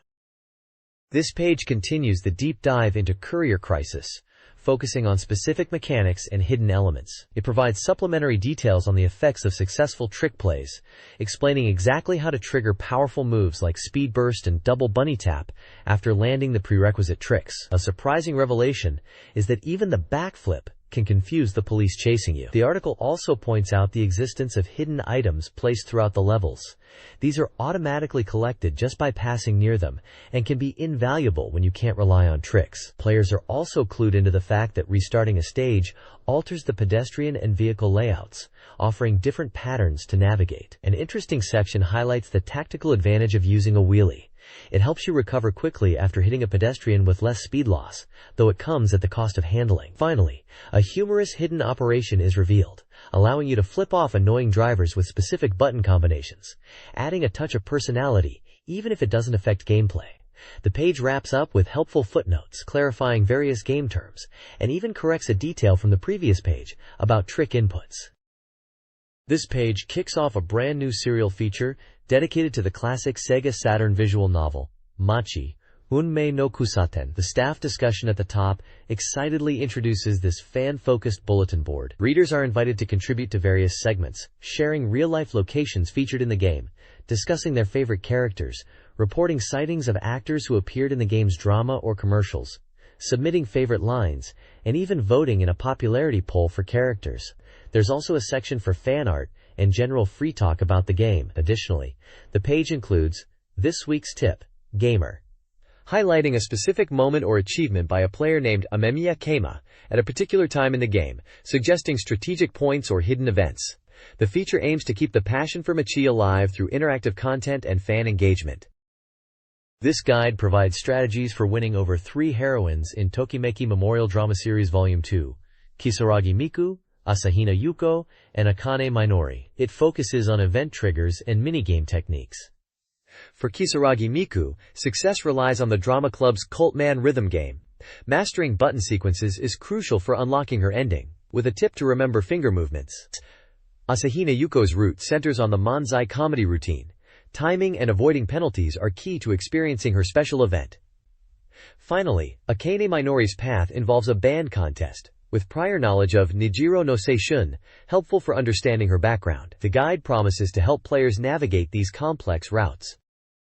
This page is dedicated to the Dungeon Journal section for the game Chaos Seed, Feng Shui Chronicle. It delves into the strategic aspects of building your dungeon, specifically focusing on the game's unique Feng Shui system. The Model Dungeon section presents various optimal layouts using the 5 elements: gold, wood, water, fire, and earth. These diagrams illustrate how arranging rooms and pathways based on elemental interactions can maximize energy production and the creation of sendan, elixir, essential resources for strengthening your forces and rooms.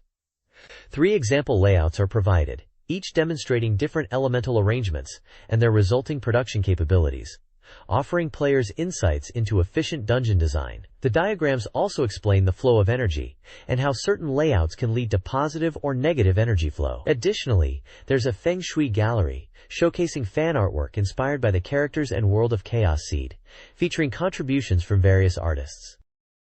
This page features the Around the Digital Camera World section, specifically Part 4 of a beginner's course on digital cameras. The article focuses on selecting a megapixel camera, explaining what a megapixel is in the context of camera resolution. It discusses the growing prevalence of these cameras and how they've become much more affordable. The author delves into the technical aspects of choosing a camera, discussing factors like sensor size, lens capabilities, zoom versus fixed, image quality, and ease of use. They mention various camera models from different manufacturers that were available at the time, though without going into a detailed comparison table. Featured are specific models like the Panasonic CoolShot 2 Mega, Nikon Coolpix 600, and Nikon Coolpix 900, highlighting their design and features, such as the Coolpix 900's rotating lens. Adding a touch of lightheartedness, there's a small comic strip on the side featuring cats with humorous dialogue, seemingly unconnected to the main article content but providing a bit of visual interest. The piece is part of a bi-weekly series,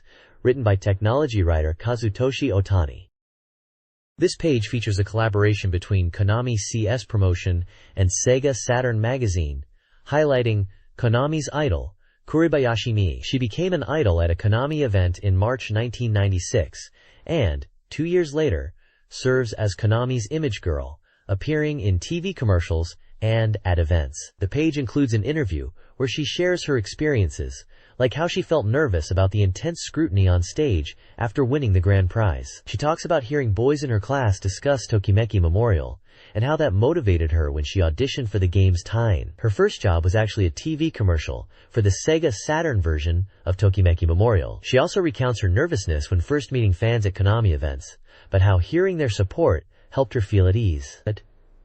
Additionally, there are sections promoting interactive contests for readers. One offers a rare telephone card featuring Kuribayashi Mie and another character, likely Ayako Katagiri from Tokimeki Memorial, as a prize for contest submissions. Another encourages readers to send in their own photos and messages related to Konami games or the Idol project.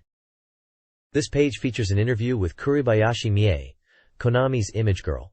Continuing the discussion from the previous page, she talks about her experiences performing at events and meeting fans, explaining how she overcame initial nervousness with the support of the staff and audience. She delves into her involvement with Tokimeki Memorial, specifically providing voice work and appearing in TV commercials for the SEGA Saturn release. She expresses her affection for the in-game character, viewing it as her alter ego, and shares how she studied voice acting to prepare for the role. Kuribayashi also highlights the positive impact of working with Konami staff, noting how their warmth and professionalism helped her grow. The page also includes a column titled Letter from Konami of America, written by a Konami employee based in the U.S. This section provides insights into the company's relocation of its consumer division to San Francisco, and offers observations about driving culture in America, including details on obtaining a driver's license and the cost of gasoline, accompanied by related photos. Finally, the page includes a note about a contest offering a special telephone card as a prize for reader submissions.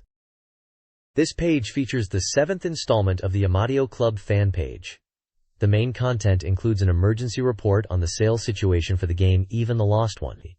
It describes long queues of fans in Akihabara on the game's release day, March 12th, despite the light rain, with some fans even staying overnight. A photo shows two buyers, Mr. Kunihira and Mr. Sato, happily holding their copies. The report also notes that purchasing from Softmap came with a bonus telephone card, which was expected to attract collectors. Additionally, the page announces the release of a CD drama based on Even Burst Error, the first in a series, available April 24th. This drama focuses on a side story not fully explored in the game, offering players deeper insight. The page also showcases reader submissions, including fan art, a drawing of the creature Adonis from Eve the Lost One, a cartoon illustration with a humorous caption, and an anime-style drawing of a character from Eve the Lost One, accompanied by comments from readers sharing their thoughts on the game and the new CD drama. This page continues with the Amadio Club fan page, kicking off with a feature on finding hidden characters or lookalikes within Even the Lost One. Readers sent in their discoveries, pointing out characters in various scenes like the aquarium or the park who resemble specific individuals, adding a fun layer to exploring the game's world. There is also a review of the novel Adonis, described as a unique story exploring themes of forbidden beauty and pure romance, recommended for those seeking something different from typical narratives. A segment titled Goodbye Horikiri-kun by Takahashi appears, which seems to be a farewell from a staff member associated with the Amadio Club fan page, discussing changes and future plans for the section, accompanied by photos of both individuals involved. The page features a Finnish salon for players who have completed Even the Lost One to share their experiences, with a strict anti-spoiler rule. Reader feedback on the game's ending and specific plot points is included. The page concludes by inviting readers to send in letters and submissions for future Amadio Club features. This page features the Arcade Express section, Volume 24, showcasing new and active titles and amusement spots. The main focus is on Blazing Star, the highly anticipated sequel to the classic shooter Polestar, developed by Yume Kobo. Released 3 years after its predecessor, Blazing Star makes a grand appearance, noted for its detailed mechanical world setting, a departure from Polestar's more biological aesthetic, and impressive visual effects that shouldn't be missed. The page delves into the game's story, asking, "Who are we fighting for?" It explains a rebellion on the planet Mutras led to the development of devastating, evil weapons that transform humans into demons. The narrative follows 4 individuals who regain their self-awareness and now stand against these forces. A character and mech introduction section highlights these 4 pilots and their distinct ships, each with unique combat styles and scoring methods. We see character art and details for Castor Mild piloting the Hellhound, Jean Bismarck with the Aeroustilum, Yao Lifa commanding the Windina, and Kazuki Misayuki piloting the Peplos. Their ships have varying speeds, shot types, and special attacks, offering different gameplay experiences. A gameplay screenshot shows the intense action players can expect. This page continues the feature on Blazing Star in the Arcade Express section. It details the game's mechanics, including the one-button control scheme that allows for various attacks like rapid fire and charge shots depending on how it's used. The charge shot system is highlighted as key for defeating enemies and achieving high scores. The page also discusses the item system, where players collect items for power-ups and score bonuses, with special items appearing based on gameplay status. It briefly lists types like bonus jewels, lucky panels, and items affecting enemy targeting or score multipliers.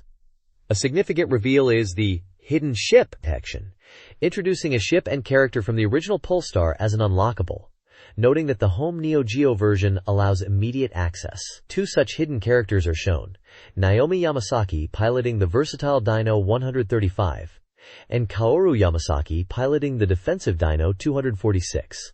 Along with their basic physical stats and a brief backstory mentioning a sister's disappearance. The feature provides introductions to stages 1 through 7, describing diverse environments like a desert, space colony route, orbital elevator, hollow city street, cliffside river, and an unknown final destination. Finally, a message from the developer, Yume Kobo, welcomes back Polestar with Blazing Star, emphasizing the score attacking possibilities due to different ships having varying score multipliers. They recommend different ships for beginners and experts, and encourage everyone to aim for clearing the game with all ships. This page kicks off a deep dive into the arcade hit Virtual-On Oratorio Tangram, emphasizing that understanding the game's core mechanics is crucial for improving your skills. The feature highlights that this entry has more depth than its predecessor. It breaks down essential techniques, starting with the basic one, Turbo Shot. This isn't just a simple attack. It's described as a basic move enhanced with unique characteristics depending on the Virtuoid, usable when weapon energy is full and combined with the turbo button. Next is Basic 2, Quick Step, a vital close-range maneuver. Performed while double locked on by holding the turbo button and moving the lever, it allows for rapid sidestepping.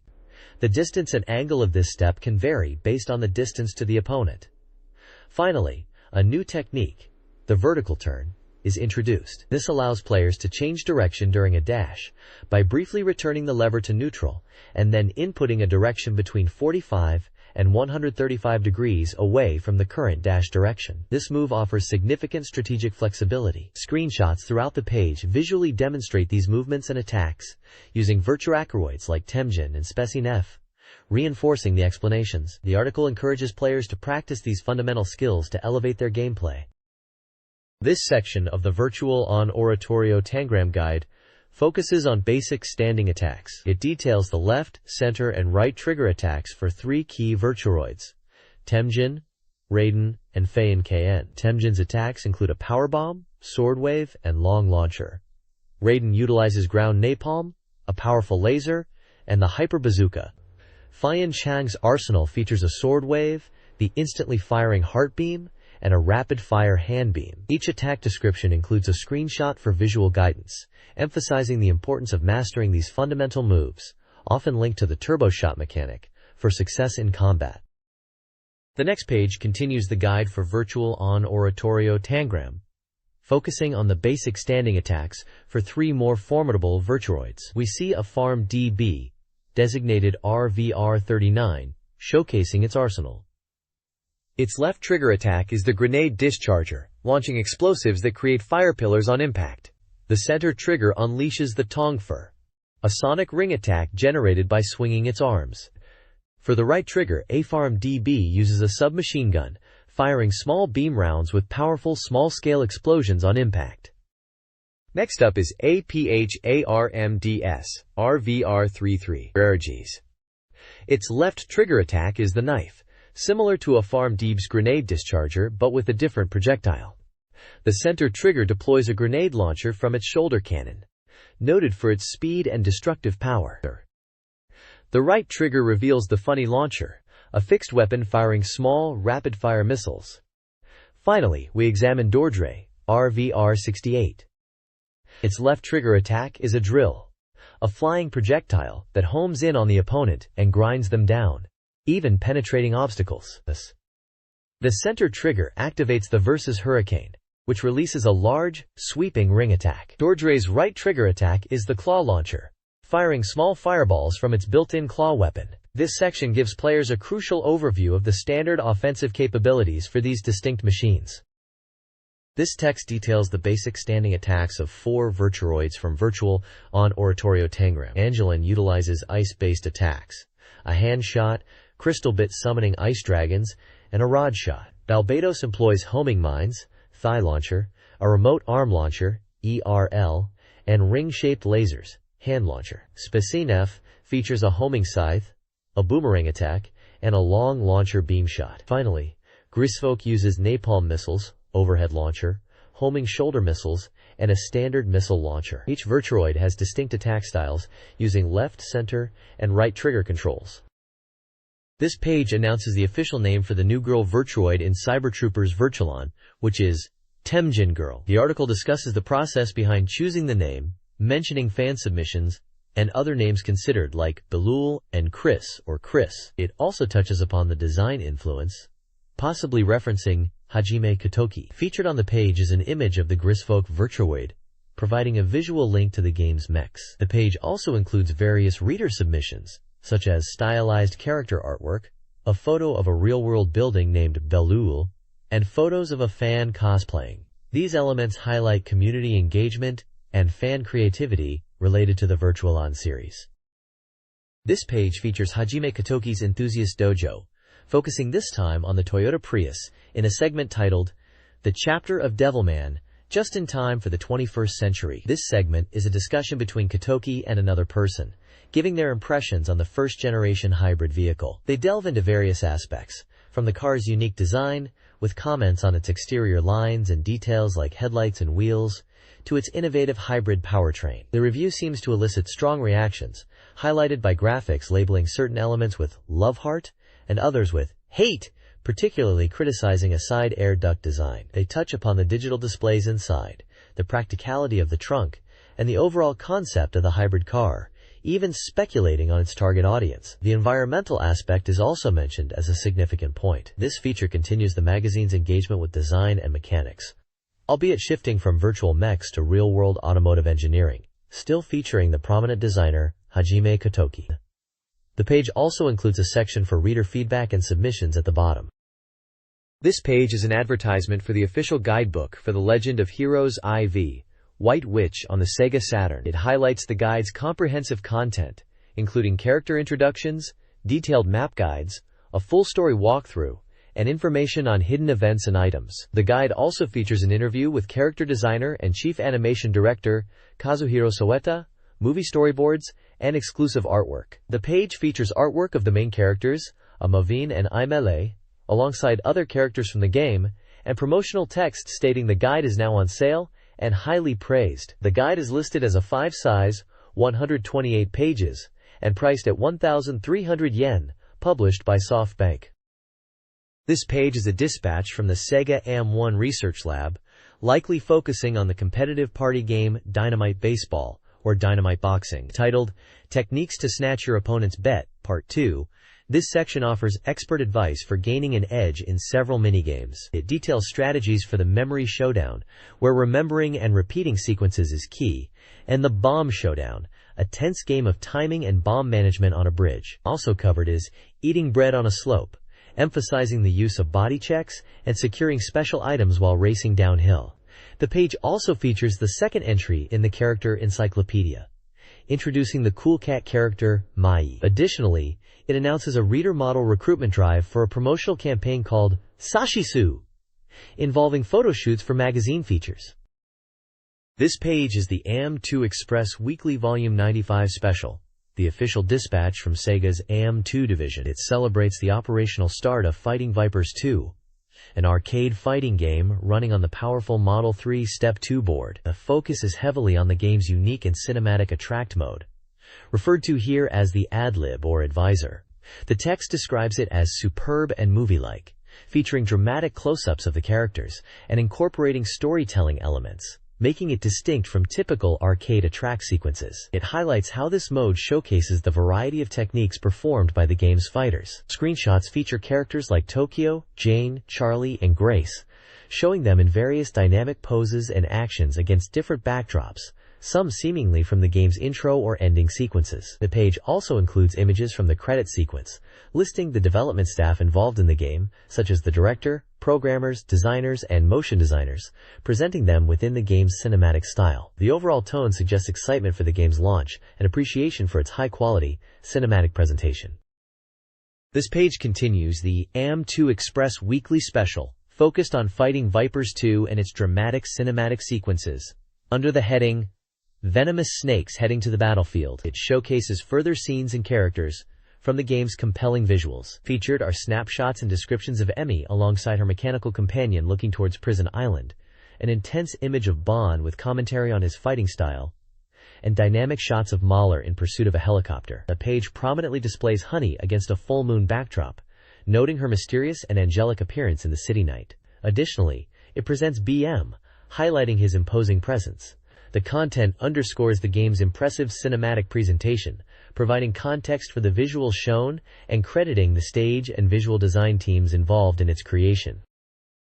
This page delves further into Fighting Vipers 2, highlighting the revolution of CPU battles brought about by stage branching and other new features. The standard normal mode sees you progress through stages, culminating in a boss, but the path you take branches based on how you perform, creating a dynamic experience.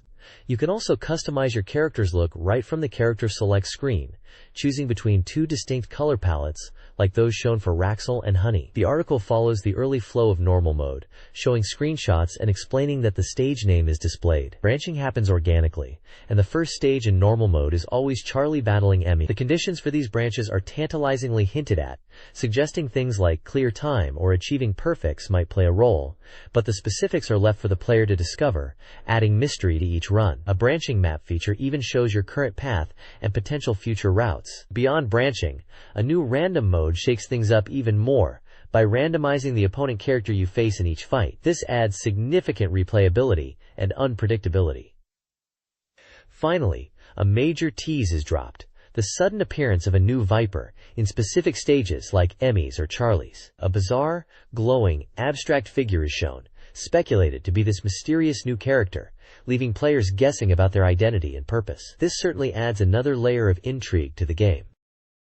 This page continues our deep dive into Fighting Vipers 2, focusing on the intimidating final boss, Great BM, who returns with enhanced powerful armor and devastating complex combos. The article highlights his strength, likening it to a demon god. Beyond the main path, a new ranking system is introduced, evaluating your skill level at the end of a game, similar to the Dan ranking system in the Virtua Fighter series. Achieving a high rank like Viper is the goal. Excitingly, the page reveals the existence of bonus stages, accessible by meeting specific, tantalizingly hinted, date conditions. These stages feature a mysterious bonus character said to have a shiny body and use familiar techniques, and something strange is said to happen there. The survival mode is detailed as a fierce, 3-minute endurance test, where you face a relentless stream of CPU opponents without health recovery. To achieve a high score in this intense mode, mastering the Super KO is crucial. Landing a Super K can defeat 2 opponents at once and, critically, restores your character's armor, essential for surviving longer. A Japanese celebrity even shares his experience battling through survival mode.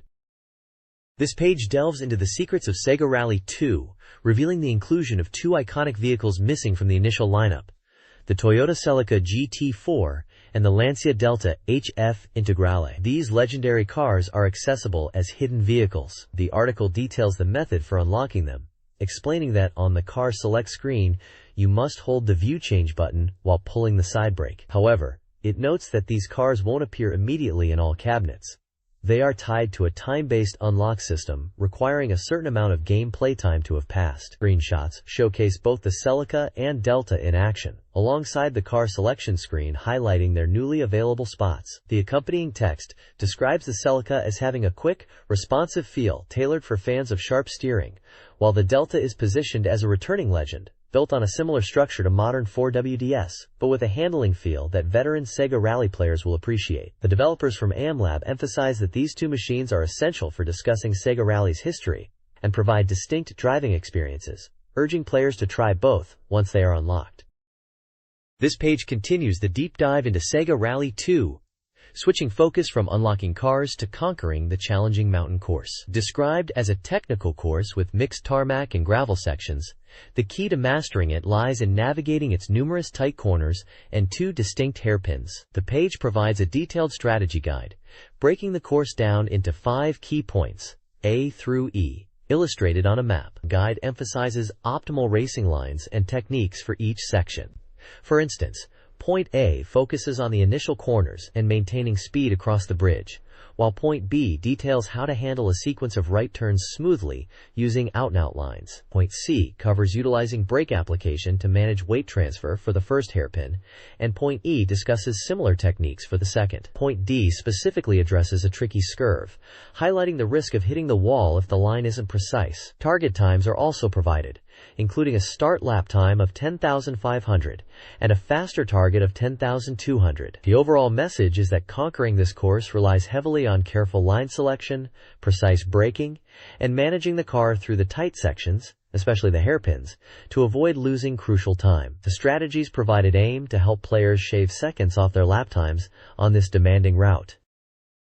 This page shifts focus to Capcom content, prominently featuring information about the Capcom Friendly Club, CFC, and a fan submission section called Horokapu. The CFC is actively recruiting new members, detailing benefits such as exclusive newsletters, special goods, and communication channels. The page shows an image of the CFC logo and examples of various Capcom merchandise and illustrations available to members. The Big Push Room showcases fan art from readers, highlighting impressive illustrations of characters like Alex from Street Fighter III, characters from Cyberbots, Sakura Kasugano from the Street Fighter Alpha series, Little Red Riding Hood from Darkstalkers, and Skullomania from Street Fighter X. Comments accompany each piece, often praising the detail or unique interpretation. Additionally, the page announces the winning design for the Horokapu title mark, chosen from fan submissions. The selected logo, a spiky EC shape with Hello Cap inside, is displayed and credited to a reader from Kanagawa Prefecture,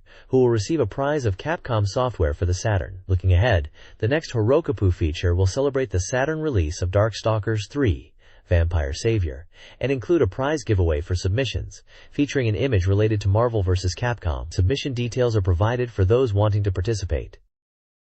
This page features an interview with Capcom's Yoshiki Okamoto and Noritaka Funamizu, discussing their development philosophies and upcoming projects. Titled Okamoto and Funamizu Interview, the segment focuses on creating games that appeal to old gamers. The discussion touches upon games like Pocket Fighter, the Saturn version of Mega Man and Bass, Rockman and Forte, and Super Adventure Rockman. They also share their impressions of other companies' efforts, noting Namco's energy, particularly with Tekken 3, and Square's impactful Parasite Eve. The lower section presents Sheiki Akitomo's Americomi Lecture Volume 12, this time focusing on Cyclops from the X-Men comics. The lecture delves into Cyclops' tragic backstory, including the plane crash that orphaned him, the emergence of his optic blasts, and his struggles with his powers. It highlights his role as the leader of the X-Men under Professor X, describing him as a seemingly ordinary man, striving for high ideals despite numerous personal sacrifices. The text explores his personality and position within the team and society.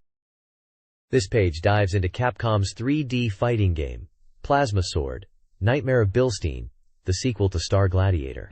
It showcases vibrant screenshots of the intense battles and character interactions. A major highlight discussed is the plasma field system, a unique feature where hitting an opponent with a specific plasma ball can trap them in a special space. Within this space, characters' abilities are enhanced to their maximum potential, allowing for diverse effects like turning invisible or performing rapid plasma strikes. Mastering this system is crucial for victory. Beyond the gameplay mechanics, the page emphasizes the enhanced story mode. It mentions that the reasons behind the characters' fights are explored more deeply, making the narrative more varied and the CPU battles more engaging. Character portraits appear alongside dialogue bubbles, suggesting cinematic story segments. The page also notes this is Capcom's latest 3D fighting endeavor, following their previous discussions about game development on the prior page, and that it's an arcade title slated for an early April launch. The title prominently features the subtitle, Nightmare of Bilstein, hinting at the antagonist's return. This page delves deeper into the combat systems of Plasma Sword, Nightmare of Bilstein. Building upon the previous discussion, it highlights the returning plasma combo system, noted for its branching nature allowing for varied mid and low attacks. The game makes executing combos easy for anyone by simply pressing buttons in sequence, and these can even be cancelled into special moves, adding strategic depth. The page also covers the defensive and offensive counters. The Plasma Revenge is an instant, character-specific counter that parries incoming attacks and immediately follows up with a powerful strike, though it requires precise timing and is ineffective against certain moves like Other Revenge or Reflex. Plasma Reflex, on the other hand, isn't an automatic counter, but rather a parry that leaves you immediately actionable, allowing you to choose your own follow-up attack. Finally, the page details the devastating Plasma Strike, a super special move capable of draining significant health. It's described as incredibly powerful and worth using when an opening appears. Notably, plasma combos can sometimes be cancelled into a plasma strike for massive damage. The striking visual effects of these moves are also highlighted. The screenshots across the page effectively illustrate these different mechanics in action, showing character stances, parry effects, combo counters, and the flashy impact of special moves like Plasma Revenge and Plasma Strike. This page features the Saitama Gaga Forum VR Art Museum, specifically the Spookies edition, showcasing fan art submissions. The main feature is a pin-up illustration by Steven San from Tokyo. The art section highlights several pieces, many featuring characters from the Soul Hackers game, like Hitomi and Six, with comments from the editors or contributors appreciating the detail and character depictions. The section titled Geijutsu wa Bakuhatsu, i.e. Aidesu, playfully suggests the submitted art isn't just explosive technique, but filled with love for the characters, hinting at an upcoming Devil Edition for submissions. The Mega 10 conference room focuses on fan letters and comments related to the Megami Tensei series. Discussions touch upon comparisons between characters in Persona and Soul Hackers, enjoying the Devil Summoner drama adaptation, and inquiries about Shin Megami Tensei trading cards, showing the deep engagement fans have with the franchise. There's also a photo from the VR boutique Satamag branch store, seemingly showing fans or staff gathered, indicating real-world interaction points for the magazine's community. Finally, a postcard Great Recruitment section encourages readers to send in their thoughts and questions, providing the magazine's address for submissions. Overall, the page is a vibrant community space, celebrating fan creativity and interaction within the Megami Tensei universe. Dr. Fuse's article, Game and Art's Delicate Relationship, The Scales of Art, examines the impact of violent video games, using Virtua Cop 2 as a case study. The piece explores the nature of simulated violence, contrasting the exhilaration of shooting in-game with the absence of real-world harm. The article investigates the debate around violent media's potential to encourage real-world aggression, referencing Aristotle's view that art can sublimate negative desires. It suggests that experiencing simulated violence in games or art might, paradoxically, reduce real-world aggression by providing a safe outlet. The author poses a complex question, suggesting that games, like other art forms, could have a subtle positive effect by channeling aggressive impulses within a virtual setting. The page includes a screenshot, information box on Virtua Cop 2, released on SEGA Saturn in 1996, and a classical painting to further illustrate these points. This page is a weekly horoscope feature titled Hakozaki's Mother's Fortune Telling, covering the period of April 10th to April 16th. It includes a profile of Hakozaki's mother, who has been in the fortune-telling world for over 20 years, residing in Tokyo's Hakozaki area. There's also a section called This Week's Lucky Person, featuring a character from the game Mist Load, specifically Mitsuki, an Aries born on April 14th. The horoscope then provides predictions for each zodiac sign, split into sections for males, boy, and females, girl, accompanied by simple character illustrations representing each sign. Key fortune categories like overall luck, health, work/study, and romance are summarized for the lucky person, Mitsuki. The core of the page is the detailed, sign-by-sign horoscope predictions, offering advice on various aspects of life for each gender under each zodiac sign. While not directly game reviews, these horoscopes often provide lighthearted life guidance relevant to the magazine's readership. This page is the Reader Submission Secret Technique Corner, showcasing secret techniques and tips submitted by readers for various SEGA Saturn games. The section awards prizes based on the rank of the submitted trick, ranging from 2 Saturn software titles for First Dan to book vouchers for Third Dan. The first featured game is Wangan Trial Love, where readers submitted tricks for the story mode. One trick allows players to start the game having already successfully confessed to specific girls by changing the protagonist's nickname to phrases like, "I like Midori," or "I like Miki." Another trick for the same game, specifically for the Pet Detective minigame, reveals the location of an invisible pet without needing a special item by pressing a button combination during gameplay. The final trick is for Pro Yaku Greatest 998. This submission allows players to enjoy the home run derby mode under nighttime stadium conditions, instead of the usual daytime. The trick is simply performed by holding down the start button when selecting the stadium. The page also includes information calling for more secret technique submissions from readers, detailing how to submit via postcard, and mentioning that submissions with the same content will be prioritized by postmark date. The next page is the weekly SEGA Saturn software review section, highlighting upcoming releases with playtest impressions from various reviewers including staff, female users, and guest writers. The first game featured is Vampire's Savior, known internationally as Darkstalkers 3, releasing on April 16th. The reviews praise the port's arcade perfection, largely attributing it to the use of the 4 MB RAM cartridge. Reviewers note the fast, smooth gameplay, the removal of the round system for continuous combat, and the inclusion of characters previously missing from the Saturn Darkstalkers lineup. The game receives exceptionally high scores from all reviewers. Next is Bomberman Wars, also releasing on April 16th. This title presents a strategic twist on the Bomberman formula, playing more like a simulation or puzzle game using Bomberman rules. Reviewer opinions are more divided, with some appreciating the strategic depth of placing bombs and managing units, while others find the pace slow or the movement mechanics frustrating. The game receives moderate to low scores compared to Darkstalkers 3. Overall, the page offers a snapshot of anticipated SEGA Saturn releases, clearly highlighting the strong reception for the fighting game port and the mixed feelings about the strategy-focused Bomberman title. This page continues the software review section, covering more upcoming releases. First up is Galact Heroism, an RPG described by reviewers as a lively adventure with charming characters, though some felt the graphics were a bit dated. The combat system is simple, but perhaps too much so for some. The average score landed around 7.0. Next is the fighting game Savaki. Initial impressions were that it looked plain, but playing it revealed an enjoyable experience with smooth character animations and accessible combos, though the small roster and command input feel were noted drawbacks. It scored an average of 6.0. Moving on, we see a preview for Super Robot Wars Final Chapter. This is the concluding part of the acclaimed simulation RPG series entry on Saturn. It expands on the previous game with more units, enhanced DVE scenes, and improvements like a better interface for conversation scenes. It's presented as a definitive package for fans. Finally, there's Gun Griffin 2, the sequel to the popular mech shooter. The big news here is the addition of link cable support for head-to-head and cooperative play. Reviewers appreciated the improved graphics and refined controls compared to the first game, but noted challenges with targeting while moving and a different combat style where attacks are turn-based. SEGA Saturn Magazine is holding a reader contest.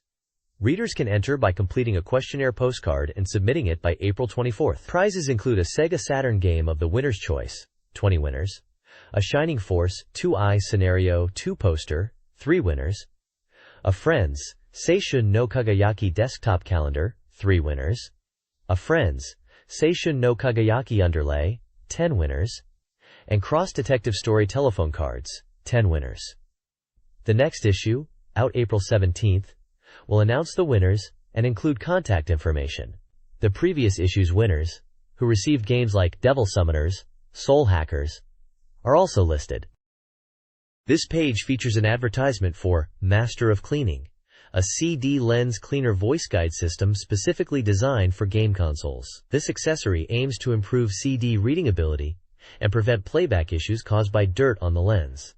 Key features include a static electricity removal brush and a gentle ultrafine brush, making cleaning simple and safe. The product utilizes a voice guide system, likely featuring characters from the Asuka 120% fighting game series by Fill-In Cafe/Family Soft, who are prominently displayed on the page. It is available now for 1,980 yen, tax excluded. As a bonus, there's a present campaign offering Asuka 120% original telephone cards to winners selected monthly. This page is a striking advertisement for Capcom's Vampire Savior, known internationally as Darkstalkers 3, for the SEGA Saturn. As any fan knows, this port was a technical marvel for the console, largely thanks to the required 4 MB expansion RAM cartridge, which is prominently mentioned here as bundled with the standard release. The ad boasts that all characters from the Vampire, Darkstalkers series are present, a major draw for fighting game enthusiasts. The page features iconic artwork with characters like Morrigan Ainsland and Felicia front and center, with many other series favorites visible in the background, capturing the dark and stylish aesthetic of the game. It confirms the game's release date of April 16, 1998, just before this magazine issue hit shelves, listing the prices for both the bundle with the 4 MB RAM cart and the software-only version. There are also small screenshots showing off the intense 2D fighting action the series is famous for. It's clear Capcom was pushing this as a flagship title for the Saturn, delivering an arcade-quality experience at home.